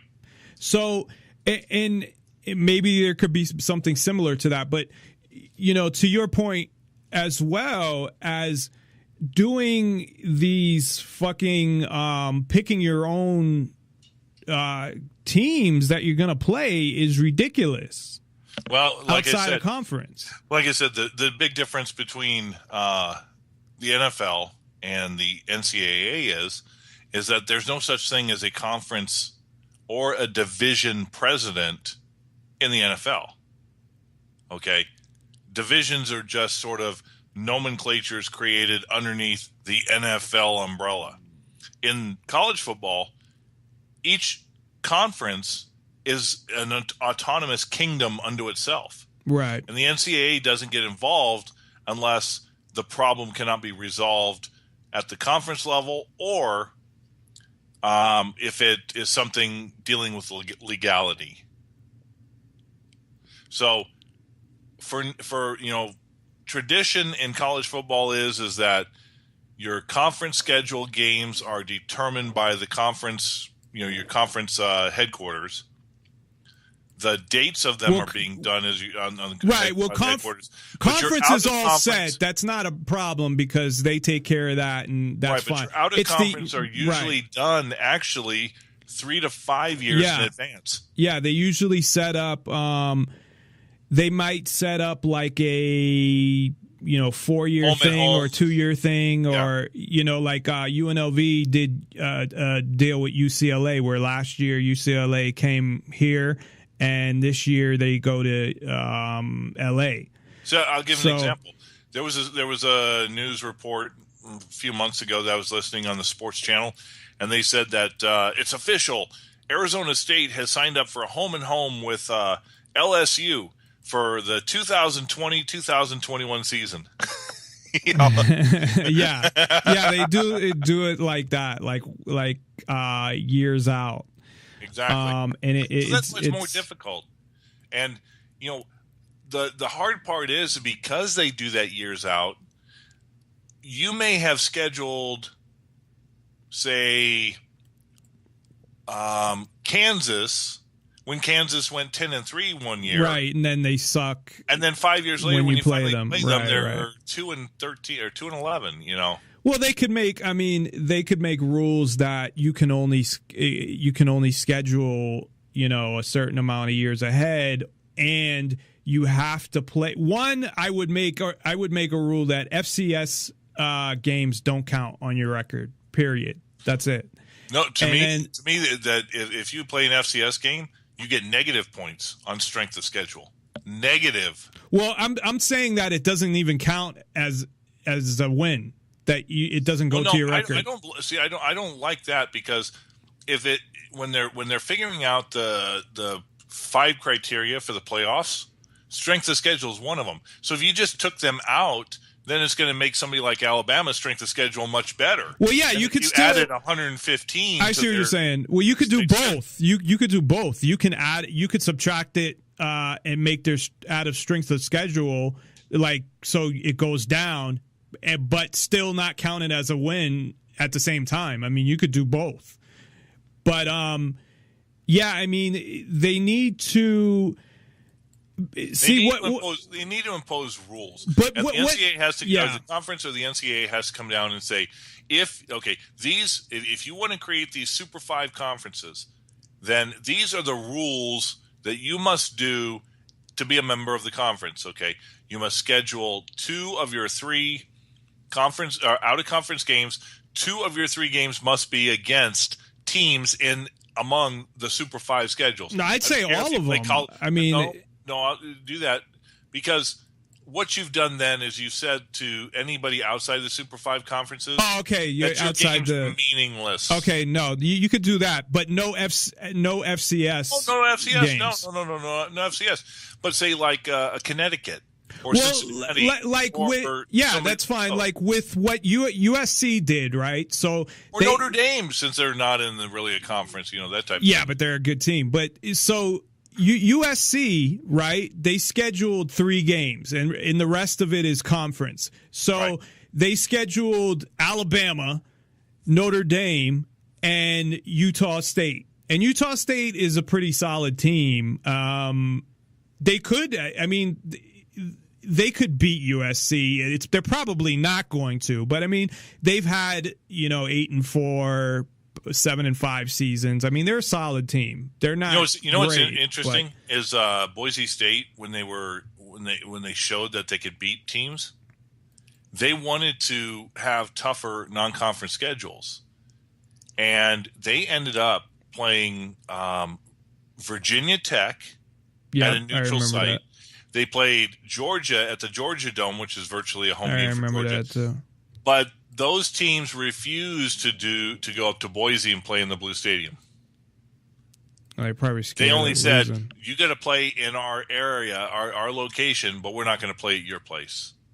Yeah, see, to right. me, that's See, even UNLV. If I was doing the ranks and looking at the playoffs, and that was your response, then you'd get a ding for playing whoever that says you aren't good enough. You want to play for a national championship, but you're not. You're cowards to go play up Boise.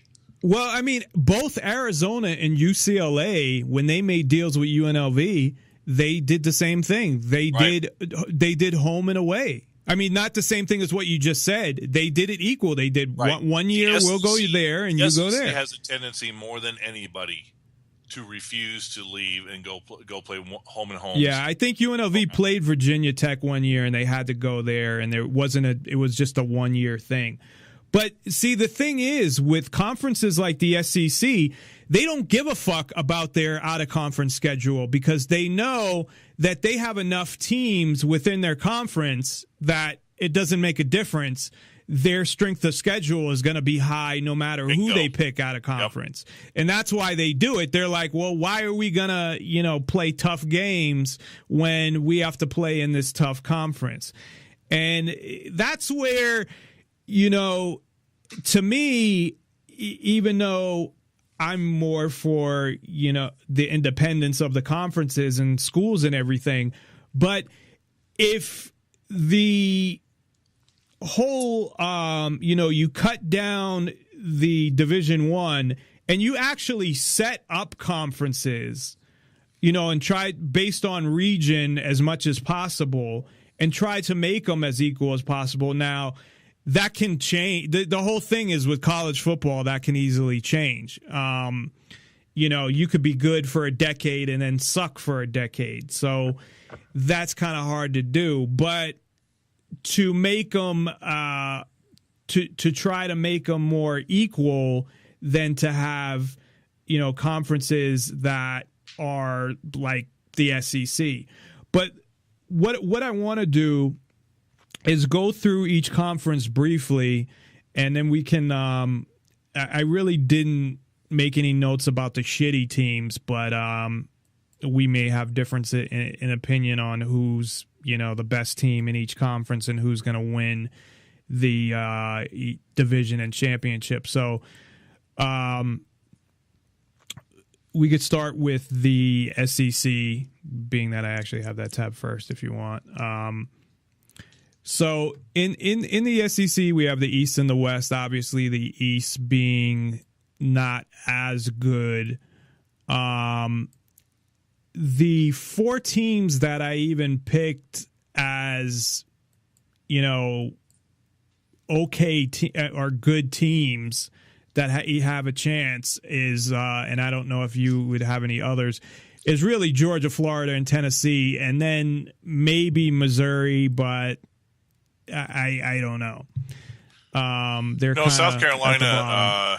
The old ball coach retired, so yeah, I don't think South Carolina is going to do anything. I don't really. Georgia's got a new coach. Mark Richt resigned or was fired. Yeah, or was told forced to resign. Yeah, forced to resign. So I don't see Georgia really, unless they do something out of the extraordinary. They don't. I think they're going to have to go through some heartaches.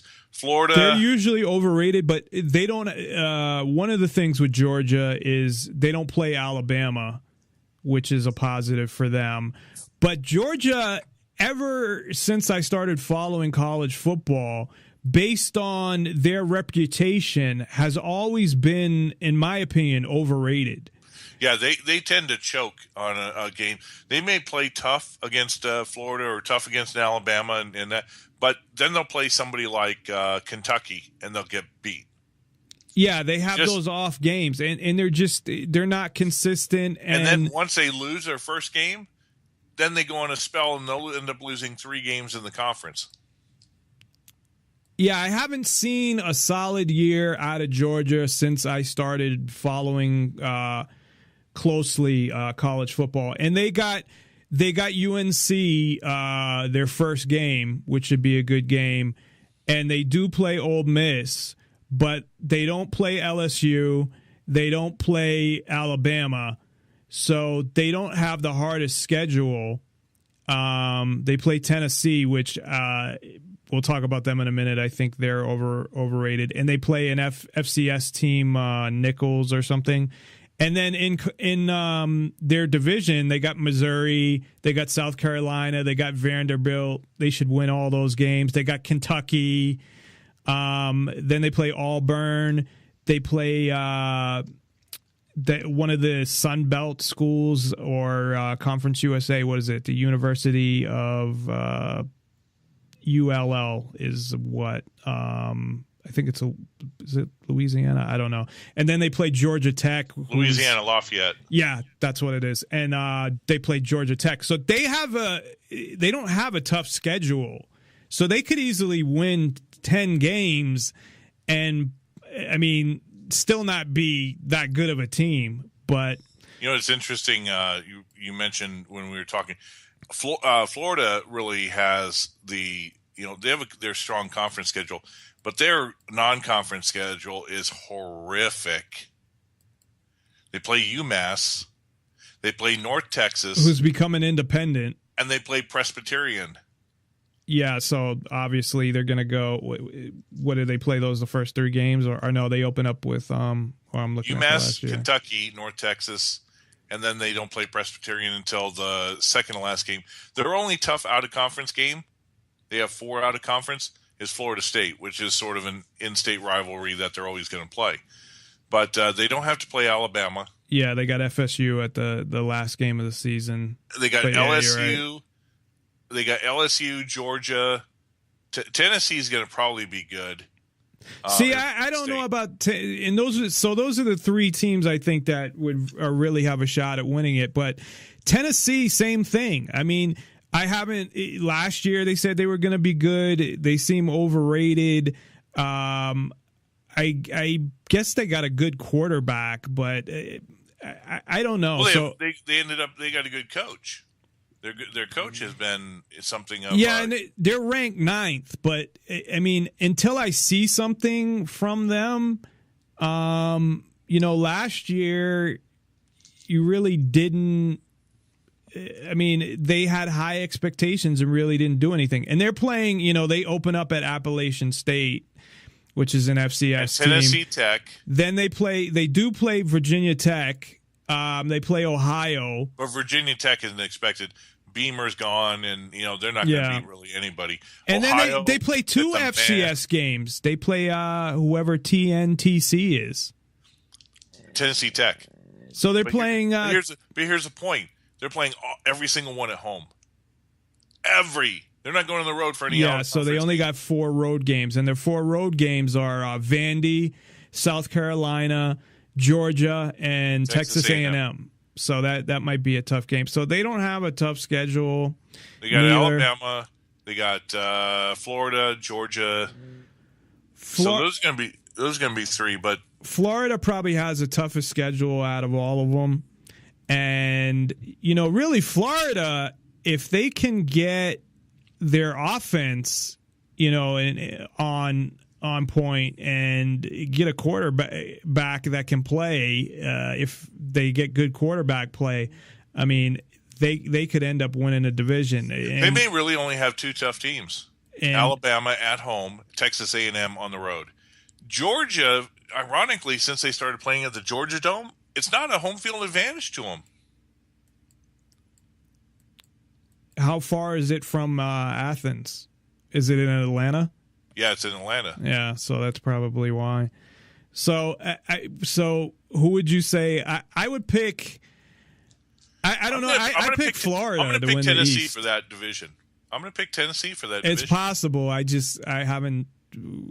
I got to see something from them, and I guess we'll see. And this, I guess, is the year for them to really show something. And they're ranked 9th, so I guess we'll see what happens there. So in the West, I got Alabama, LSU, Ole Miss, and A&M, which I think it's meh.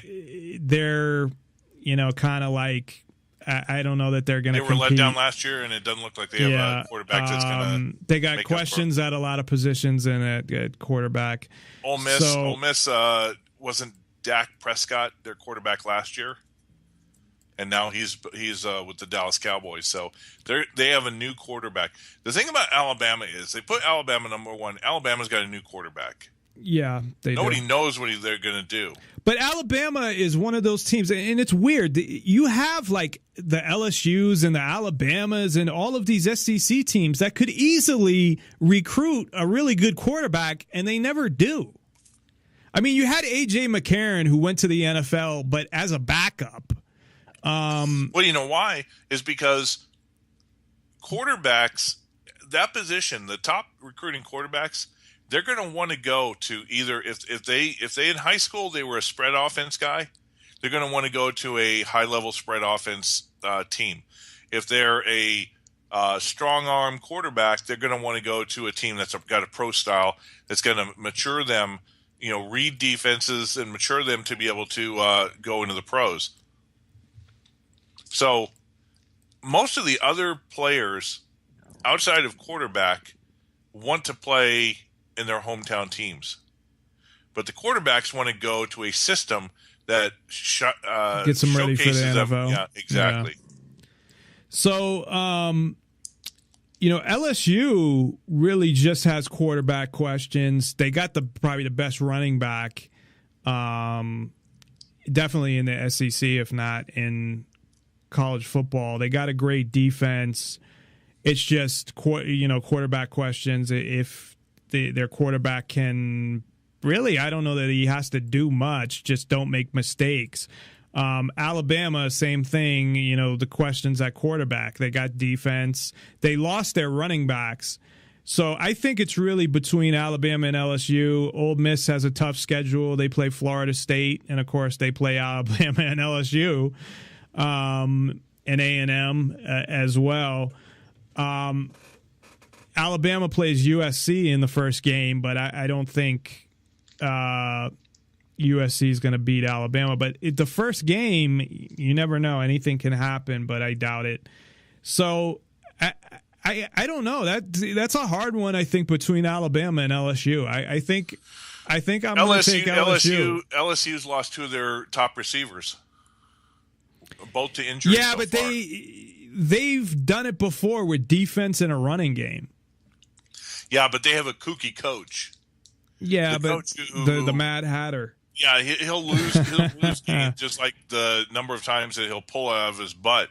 But LSU plays Alabama hard, but Saban is a much better coach. Also, and if all things are equal, Saban's going to beat Alabama has lost to Ole Miss 2 years in a row. Right, but Ole Miss has Ole Miss had a monster defense, and last 2 years they had Dak Prescott. Well, and they're playing their first game at Florida State, and then they got Alabama the third game, then they got Georgia, then Memphis, then Arkansas, then LSU. Yeah, they're ranked 11. I don't think they're going to be. they're going to barely be in the top 20 by the time halfway through the season. I think they're going to have a letdown this year. Like I said, they've got a new quarterback. Most of the rankings are based on last year's efforts. Right. I mean, think about it. 1 and 2 are the two guys who went to the championship game. Right. So, and then as far as Alabama's schedule, they got Tennessee, they got USC, of course, Ole Miss, LSU. They play Chattanooga, and they play Western Kentucky. I mean, see, this is ridiculous. They play Kent State, they play Western Kentucky, and they play Chattanooga. Yeah, USC's are only that's like such bullshit. Florida State's. I mean, Florida's doing the same thing. And Florida State's are only tough. And they also draw. This isn't their fault, but they play Kentucky. Their games from the East are Kentucky, Tennessee, and what was the other team that they played? Vanderbilt.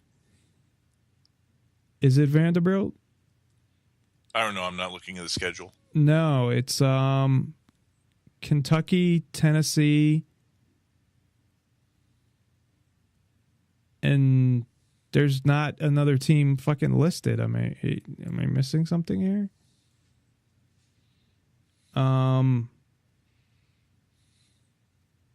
Yeah, I only see Kentucky and Tennessee.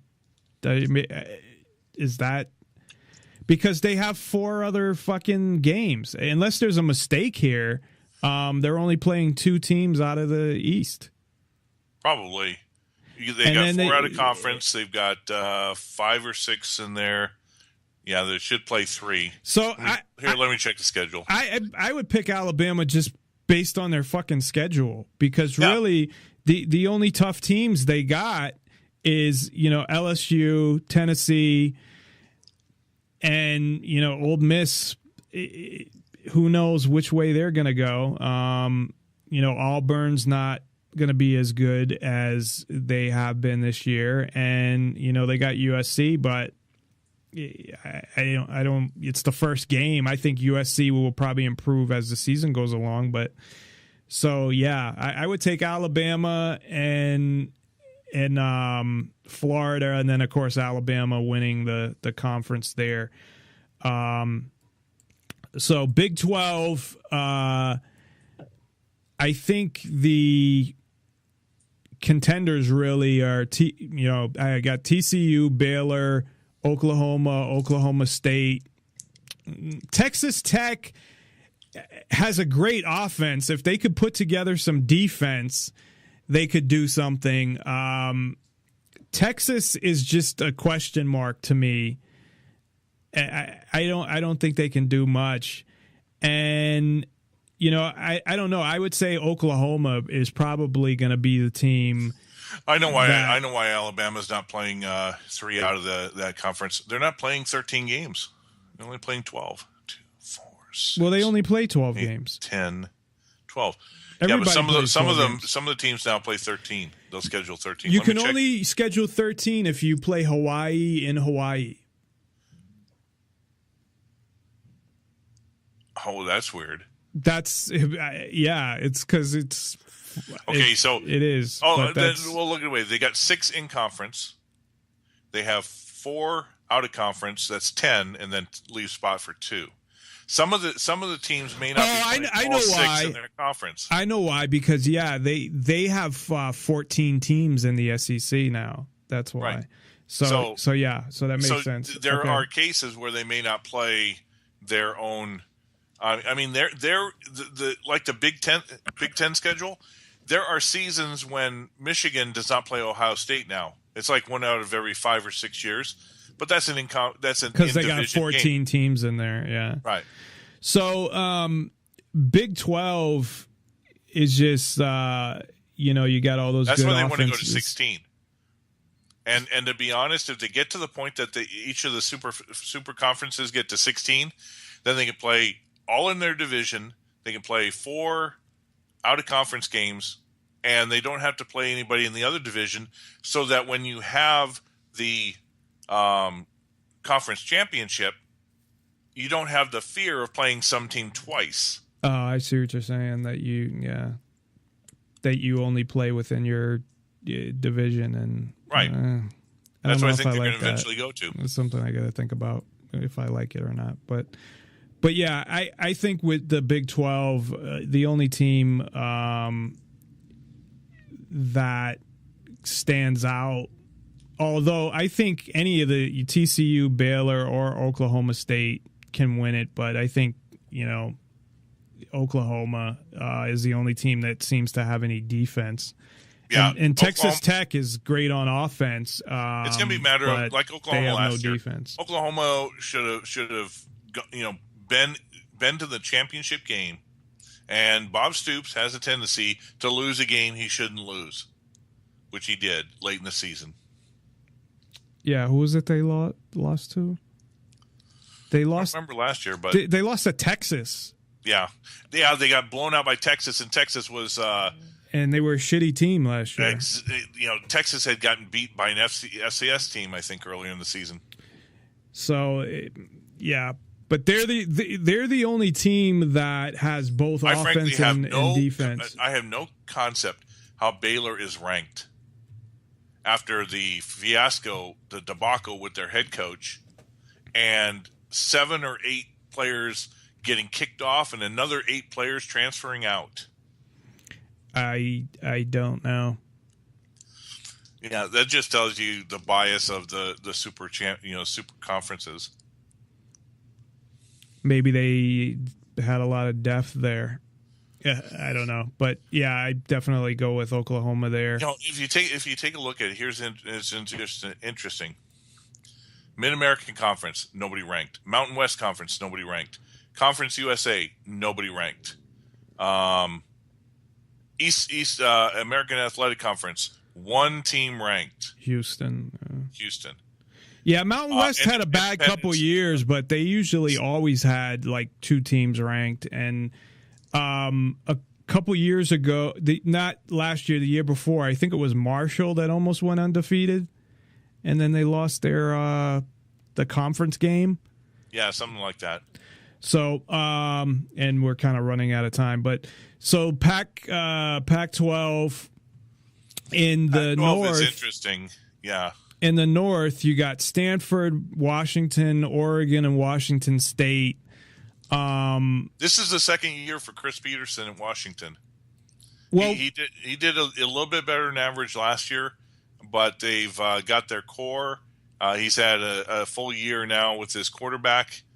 And Stanford's got a new quarterback. Hogan's in the NFL. Yeah. So that's going to be fascinating. USC, UCLA, the rest of them look pretty lethargic.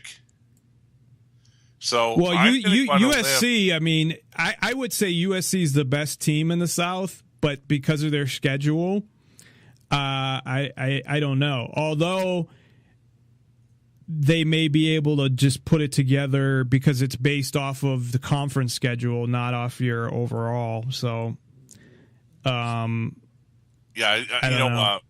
UCLA's got some interesting games. I would probably pick A&M. They got UNLV, BYU, and that's the they play few. They play because of what they do in the Pac-12. Is normally they only play 3 out-of-conference games. The rest are all in conference. Yeah, they play 9. So I think I would take UCLA just because of USC's schedule. Otherwise, I would take USC. If somehow USC can beat Alabama, I'll change my mind right there. But I would take UCLA just because of the fact of USC's schedule. Who knows what's going to happen with Utah and Arizona State are more, especially Arizona State, I think is more like rebuilding. USC by far has a tougher schedule. Yeah, that's why I would take UCLA. Yeah. I would take UCLA in the South. I'm gonna go out on a limb and I'm gonna take Washington. A lot of people, what I listened to, they were like, Washington's gonna go undefeated. They're not gonna go undefeated, but I would take Stanford, but it depends because it all depends on the quarterback. Stanford has probably the best player in all of college football in his Christian team. McCaffrey.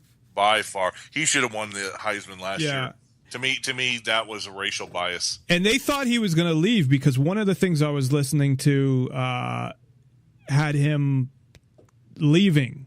So but he didn't end up leaving. So I would take Stanford and UCLA, and then I would say I don't know. Probably Stanford wins the Pac-12, but it could go either way. And if USC can,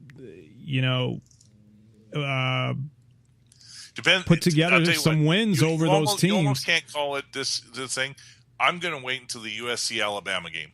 If USC loses close game to Alabama, then I'm going to put USC above UCLA. Yeah, I think they're a better team. Blown out by, say, I'm talking, to me, blown out in college is more than 14 points. And not like the NFL, 14 points is a blowout in the NFL, but to me, a blowout in college is between two big teams. If it's 14 points or more, then that's a blowout. Anything less is, a possession or a bad luck call. But the thing is if USC beats Alabama or comes very, very close, say within 5 points, then I'll pick USC in the South. Otherwise, I'm going to pick UCLA because of the USC schedule.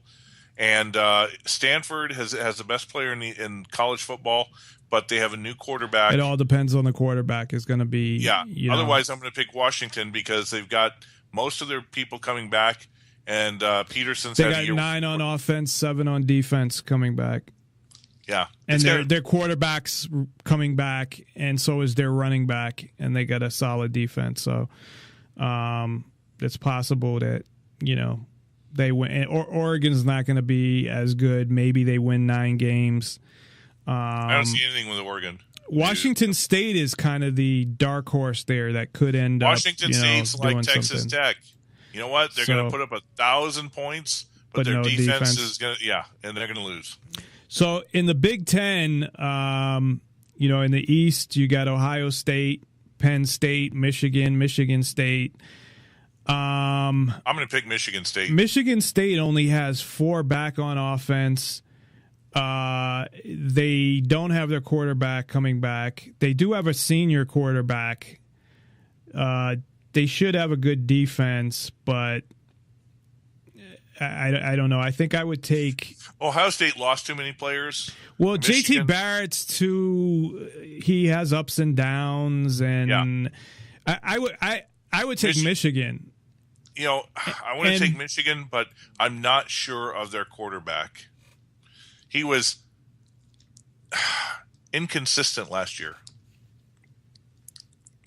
To me, it's going to be about Michigan's defense. If Michigan's defense doesn't give up 42 points to Ohio State at home like they did last year, then, but that was if their ridiculous. defense is better, their quarterback, another year under Harbaugh is going to be better.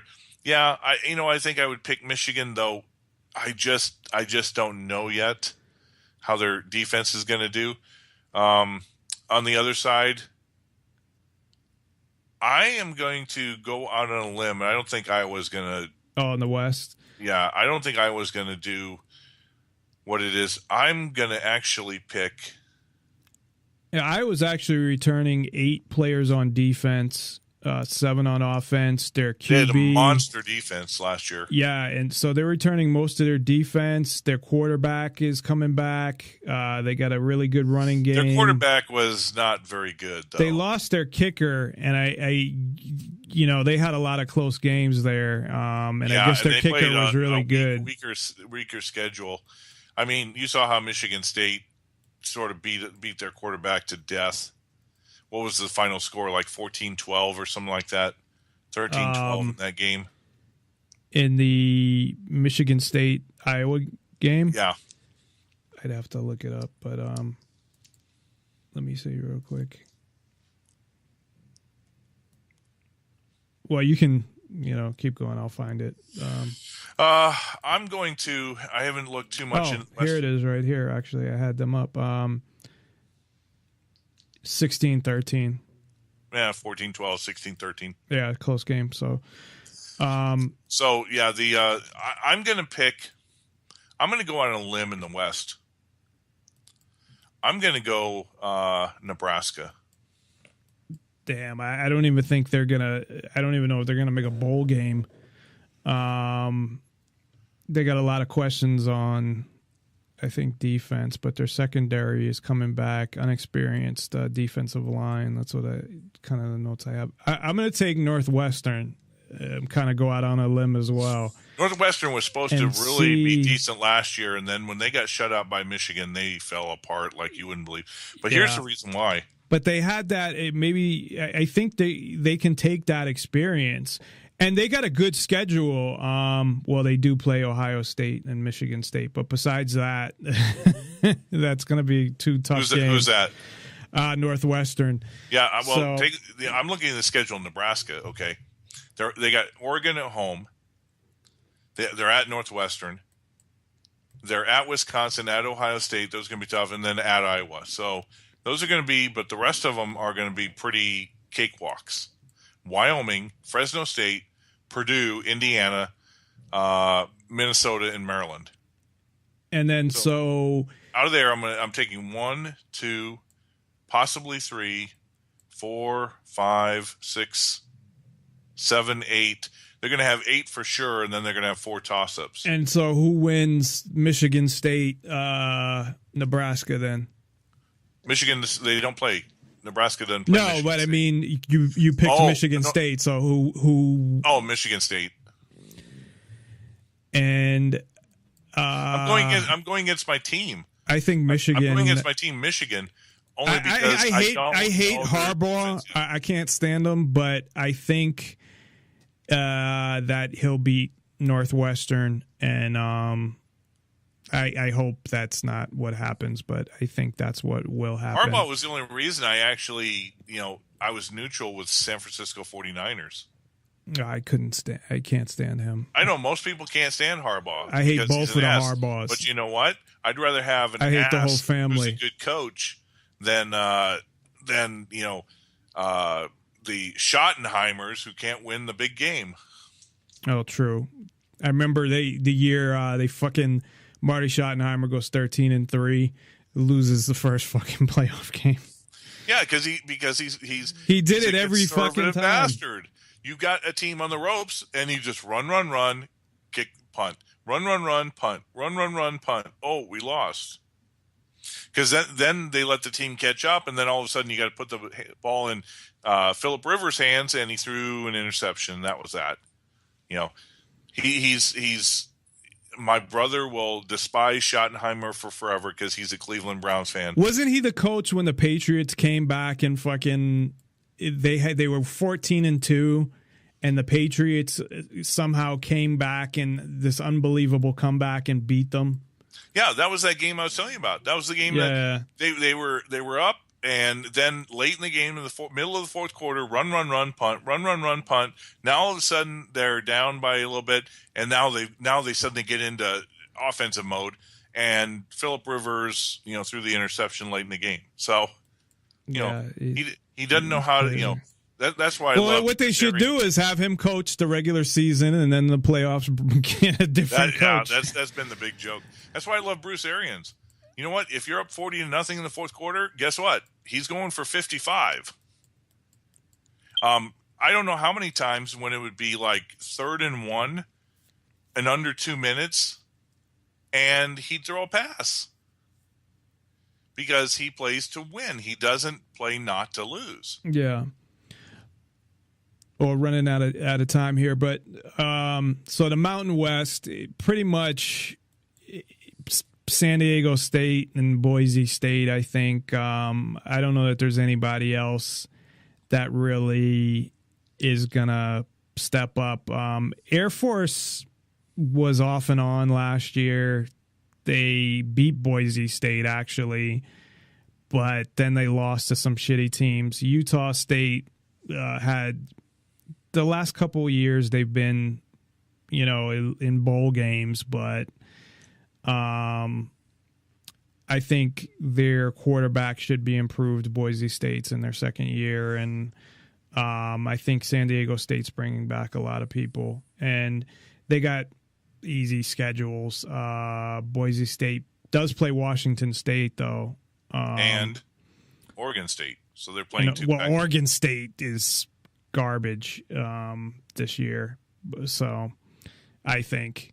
So I pick in the East, Boise State, and in the West, I don't know if they call them East and West in the Mountain West, but San Diego State. I would like Nevada or UNLV. Well, San Diego State's got to play. San Diego State's got to play two decent teams. Cal, and then they go to Northern Illinois. Cal always is, one of those teams that they could score 45 points, and the next game they could score 7. Yeah, well, they'll play really good out of conference, and then they'll be like 4 or 5-0, and then they'll end up finishing the season at 6-6. It's just I've seen them do it so many times. It's so. But that Northern Illinois game, I think they're gonna by the time they get to. Yeah, and they don't even play Boise State. That's going to be interesting. Yeah, so they would play them in the conference finals. Last year, San Diego State won, but they didn't play Boise. They played Air Force, I believe, and went 10-3. So I think Boise State will beat San Diego State this year and win the Mountain West. But yeah, the only thing that's going to matter is what's the record. Because they will take somebody from, just like they took Houston to get into a big bowl game. Can somebody from the Mountain West have a strong enough record to get an at-large bid to the big bowls? Well, I'm hoping Nevada gets it back together and UNLV improves, but UNLV is not going to be good enough to win a division. Nevada, I think it's totally unknown. They had after Kaepernick, they had Cody Fajaro, who was did the same thing Kaepernick did, and he was pretty good at it. But he didn't have the team around him, so we'll see what happens with Nevada. But I don't think they're going to win the division. So ACC, in the Coastal, I think it's between Clemson, Florida State, and Louisville. And I would go with Clemson. They still got Deshaun Watson, of course, and they're coming off that loss of national championship, but they really don't. I don't know that they have that tough of a schedule. I mean, they play Florida State, of course, and Louisville, but I think Florida State's going to be the bridesmaid. Clemson should, in my opinion, should easily win that division. Coming out of the South, I think North Carolina is the only standout team. Yeah. Miami lost a number of players to injury here in the preseason. They're not going to be really anything. Virginia Tech, they're like has-beens. And Georgia Tech has been bad the past couple years. They're having I guess a down cycle right now. So yeah, I would say it's a repeat of last year. Clemson, North Carolina, and Clemson. That's good. That's the easiest to me. That's the easiest division to pick. So then in the American, I got really Houston is really the only team in the, I don't know what they call it. Houston and Cincinnati will probably go, and then I'm not Houston sure about that division, but I would guess Cincinnati as well, because I don't know any other team that's good enough to win that. And Houston, I think, will win that easily. I think they'll probably be just as good as they were last year, if not, maybe not just as good, but close enough to at least win the conference. So when it comes to, and we only got about 6 or 7 minutes left, when it comes to the playoffs and say the top 10 teams, who would you say those teams are going to be. Clemson, Florida State. Well, first, I guess the top four, the playoff teams. Clemson, Oklahoma. So two from Alabama, and then whoever's from the Big Ten. I may switch to Michigan, like I said, after I see the first game in their defense. Yeah. But either Michigan, Michigan State. I think Ohio State's gonna falter. So I'm picking for the playoffs. It's gonna be Clemson, Oklahoma, Michigan. I'll pick Michigan, and then Alabama. As I'm gonna say, Alabama, Clemson. I'm gonna pick LSU. I think that they Here's the problem. Get in there, and here's the problem: if they lose in the, if the from what I've been hearing, the playoff committee is doing its absolute best not to have allow two of two from the same conference in the playoffs. They had that one year where they played each other in the championship. Right, but that was before the playoffs. Yeah, there's only been 2 years playoffs. It was. Yeah. So, okay, assuming that's not going to happen, then I will pick Michigan, Clemson, Alabama, and Stanford. But Stanford's an unknown, so I don't know. But Notre Dame, some question marks there. That's possible. Notre Dame last year had played 3 different quarterbacks. Their coach is like the LSU's coach. He's a fruitcake. And maybe, Houston's a possibility as well. So I guess if I'm listing the top 10, that would probably be it. So Alabama, Clemson, Michigan, Stanford, and if Michigan State, and Ohio LSU. State beat each other up, I would say the dark horse number 5. Might as well throw it in there. Washington Huskies. Again, possible as well. They got them at 14 right now.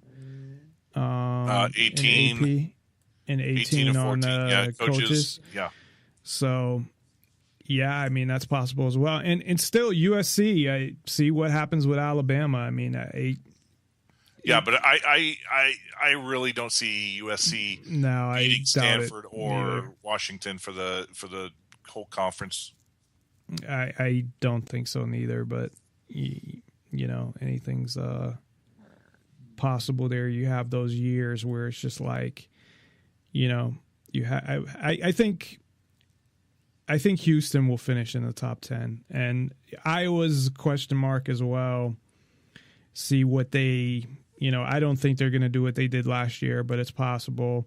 Tennessee, no, because what, last year was a fluke because they've been ranked higher 3 or 4 years before, and they've just petered out. So I think last year was just a perfect storm for them. I don't see them doing it this year.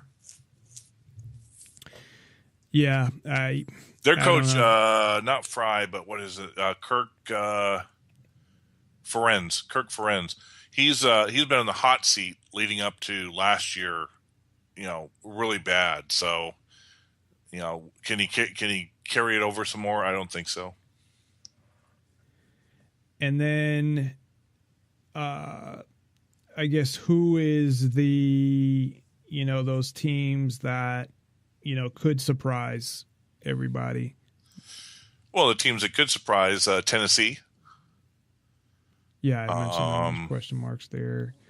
Well, you got question marks, but North Carolina, I mean, last year they almost beat Clemson. So, but they did lose. UCLA could surprise. Yeah, I mean, they had a really high expectations last year as well. Yeah, maybe they didn't have as much. Them. Michigan State could surprise. I think Florida. It depends on their quarterback.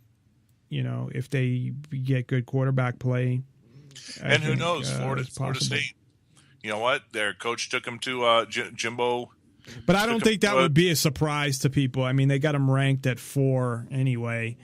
Right. So I don't think people would be surprised if Florida State instead of Clemson makes it, although I don't think that's what's going to happen. But, I think Florida State's going to be worse this year. I don't think they finish in the top 10. Maybe, but I don't think they're going to be as good as they've been. Even last year, I mean, you could see the drop from the year they won the championship. So, and they don't have a quarterback really. They have Sean McGuire, who he's a senior, but he's not a great quarterback. So they're going to have to rely on their running game, although they do have a good running back. But I think Florida State definitely does not finish in the top 5.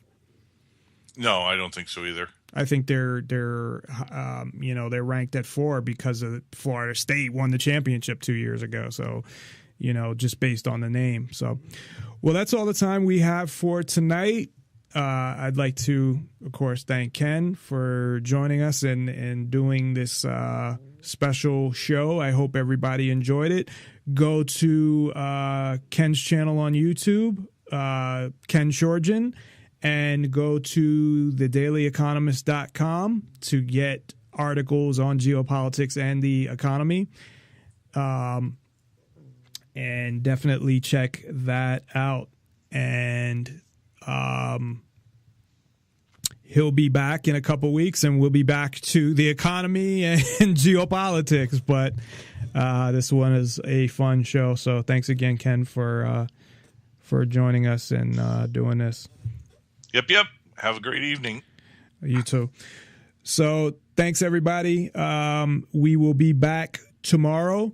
I appreciate everybody that tuned in for our college football special. I thought it was something that'd be fun to do, and that was needed maybe to change things up and do a fun show for once, or at least something that's not as negative as usual. So thanks, everybody. Hope you hear me tomorrow. Have a good night. But at the end of the day, each and every member is to go home safe. Sometimes the use of force is necessary. You need to comply with the police officer. The way the system... It's you, Louisiana State University. Yeah, more than the university, it's the state of Louisiana has a $1 billion budget shortfall, and they provide a ton of money to each of the universities in its state charter. Right, because it's a state university. Right. And going back to March of this year, in the preseason, the LSU president said the budget crisis for the state could result in half our football team being ineligible. What is that? Why would half the football team be ineligible because of that? If LSU is forced to close because the potential of funding, or are they saying the funding, they were going to close the school? Oh, okay. And there's a potential problem for football players and every other athlete facing the same. If LSU is forced to close prior to the completion of the spring semester, all students would receive an incomplete grade. By NCAA rules, student athletes receiving an incomplete grade are not eligible to participate in the fall. So they were afraid that they were going to have to cut and even close the school. And here's the thing. Louisiana is going through a massive flood. Yeah, I was just going to bring that up. How much more money is the state going to have to do? Because Obama hasn't opened up the coffers from FEMA yet. Isn't that in Baton Rouge as well? It's around the Baton Rouge area. Because that's where LSU is. There you go. So, I mean, that's even worse. But it's hard to believe, like, where, all the money they make, and LSU is always a top 10 team. So I don't know how much money they make, but I mean, they make millions and millions of dollars off of these TV contracts, among other things, because there's such in the bowl games. I mean, they've been in the major bowl games where they get, I think the major bowl games are in the millions just for As a matter one of fact, game. LSU is the 5th most profitable college football program. So there you go. And where the fuck is all the money going? They make $33 million from ticket sales, $15 million from NCAA and conference distributions, $21 million from alumni contributions, donations, sales, and that they made a total of $74 million last year, and their total cost. And of course, they get, that's not their only source of revenue at a college, but No, but that's just the football program. right. And their Imagine cost everything else. for scholarships, head coach salary, severance payments, recruiting, team travel, game expenses, things like that, was only $25.8 million. So they made a profit of approximately $49 million. And then you have, of course, tuition and all the other revenue streams into the school. You have government funding. A lot of it's government. So- A lot of it is the upkeep. There's certain criteria that the state has to pay. The state has to pay teacher and professor and all the benefits that come with that, et cetera, et cetera. The tuition in the long run, depending on state schools, doesn't necessarily cover everything that's necessary. This is something I've always been upset with players getting, being greedy beyond belief. Because take the NBA, for example. The NBA, the latest NBA contract, the players demanded and got 55% of all the revenues. Okay. Are you talking in the negotiation with the players union and whatever? Right, and the NBA. Right. Okay, so everybody talks about the greedy owners and all that. Well, the owners are responsible for the upkeep of the facility, Right. all the marketing, all the programming directors, all the whole 9 yards. What about in baseball? Not only do you have to keep track of or keep up all the minor league system, and moving teams up, but it's in the 180s. It might be 188 or 85 now, and that's just Division I. So imagine, all the schools and all the players, and there's players in lower divisions that end up in the NFL. So and how many players don't go on to play football? There is the CFL, Canadian Football League, and arena football, but that's about it. So most of the players will not be going on to play in the NFL. And even in the NFL, the average career is like 5 years. I think for a running back, it's like 2. So the average career in the NFL is 3.3 years. Yeah, so it's even if you make it to the NFL, it doesn't even mean that you're going to stay there. So it ends up being sad for some of these guys because they think they're going to make it to the NFL and they don't, or something happens, they an career-ending injury, and if they don't actually get their degree or learn something as opposed to having other people take their tests or breezing through because they're an athlete, and we can talk about that as well. A lot of these guys end up broke. Even the ones that make a lot of money end up broke. Fuck.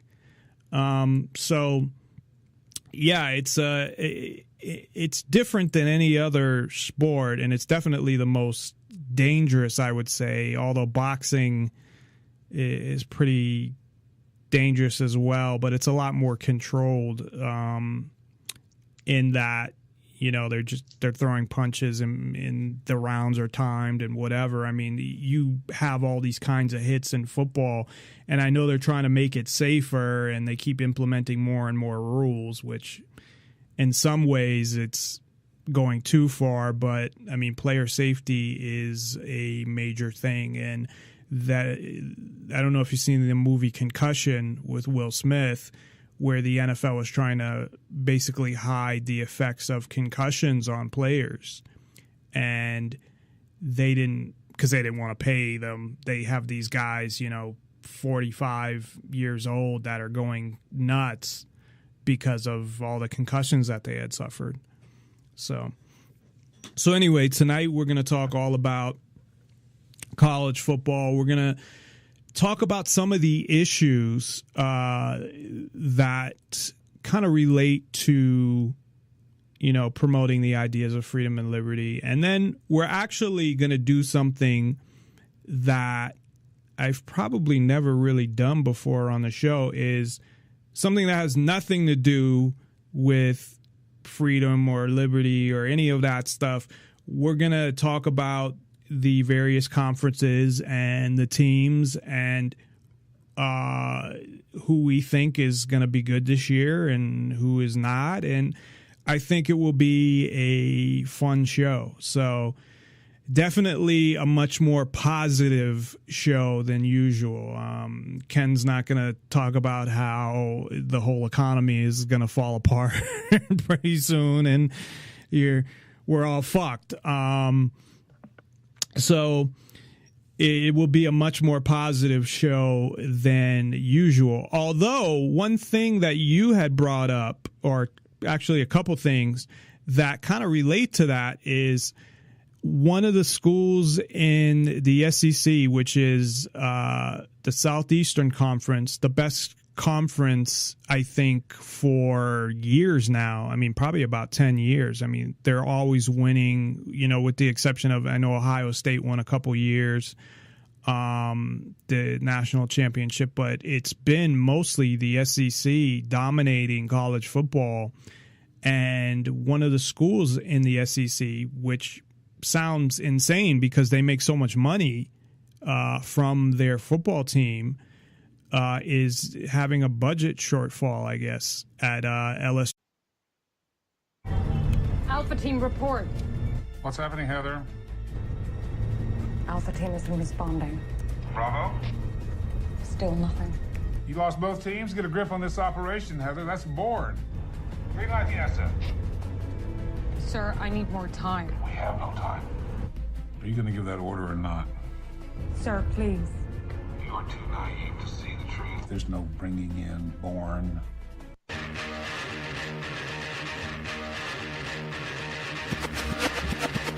We will defend these police officers.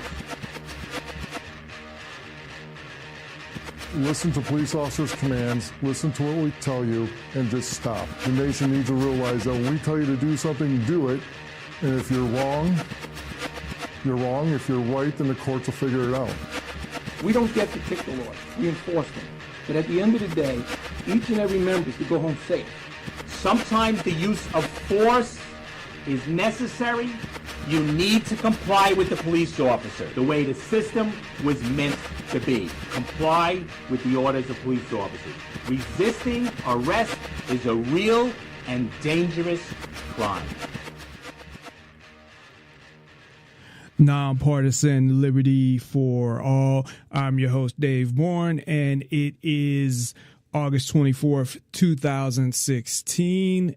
And we're coming to you live from, I'm coming to you live from Las Vegas, Nevada. Thank you for tuning in to Nonpartisan Liberty for All. We're on weeknights, Tuesday through Thursday at 7 o'clock Pacific. Tonight, we started a little early at 6, but we're usually on at 7 o'clock Pacific and 10 o'clock Eastern, and you can listen live on Spreaker.com and nonpartisanlibertyforall.com, and to the archives immediately following the show on Spreaker, YouTube, Twitter, Tumblr, SoundCloud, Stitcher, and iTunes. That's a long list there. On Nonpartisan Liberty for All, we promote the ideas of true freedom and liberty, most importantly, self-ownership, meaning being able to do whatever you want as long as you respect the freedom of others and don't directly interfere with their freedom, exposing government for what it is, a mafia based on extortion that rules without consent, by threat of force and violence. And we are happy to hear from you. You can reach us via phone at 702-470-7664. That's 702-470-7664, or via Skype username Nonpartisan Liberty for all one word, and you can get all of that information at nonpartisanlibertyforall.com, along with original articles, blogs, editorials, and other cool things. So definitely check us out at nonpartisanlibertyforall.com. Tonight we're going to do something different, which I think many quote unquote libertarians frown on, in that, and I don't consider myself a libertarian or define myself, period, just because all of these words have become like bastardized, and I've talked about that before. But when it comes to football, it's like, I remember talking to somebody about it. It's like they didn't want other libertarians to know. Oh, that's my alarm. They didn't want other libertarians to know that they were into football or something. Now, if football is like your whole life and you don't give a fuck about what's going on or how your freedoms are getting taken away or anything like that, that's one thing.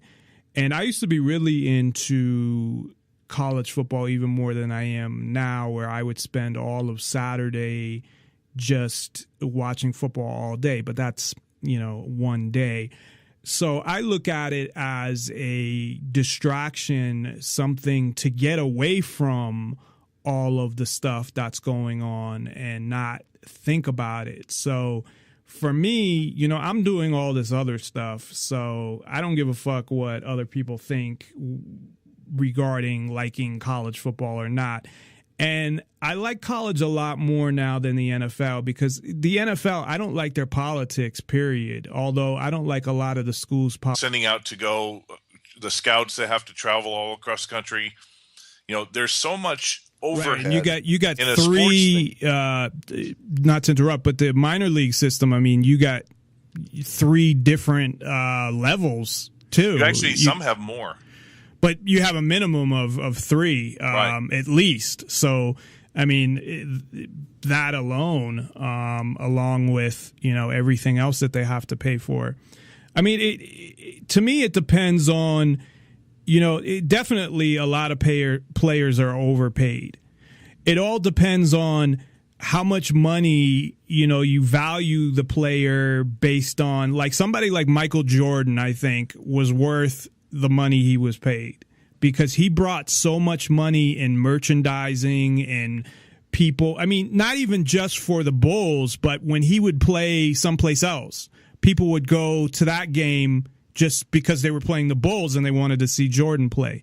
So somebody like that generates that much money, it doesn't mean that they deserve all the money they generate, because they're, like you said, there's all these expenses and other things, but I think he definitely deserved the money that he got, if not more. But you have a system now, and it's not just in you're mentioning baseball, where you have so many players that they're not worth what they're getting paid. I mean, they're definitely overpaid.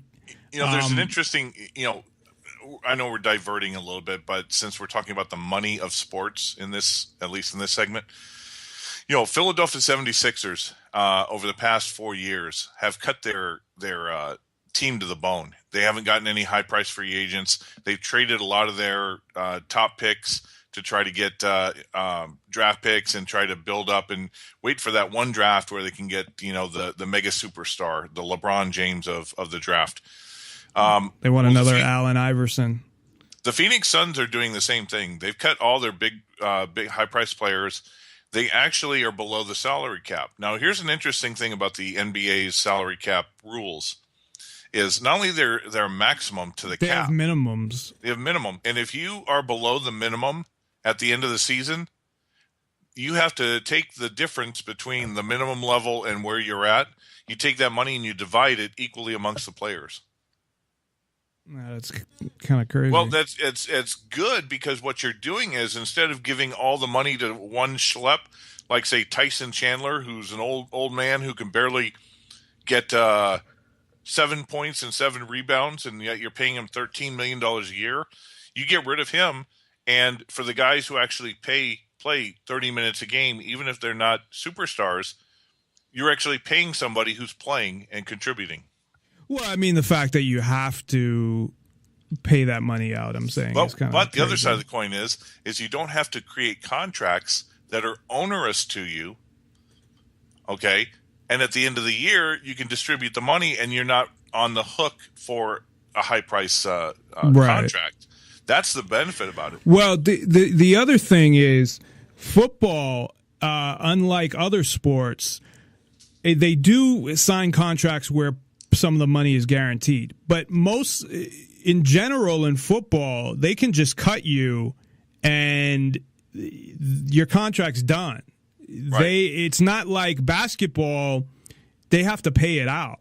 Same with baseball. Same with baseball. Yep. And baseball doesn't even have a salary cap. That's why teams like the Yankees will just fucking the Dodgers. Go the Dodgers out and become the new Yankees. buy their So and here's the thing.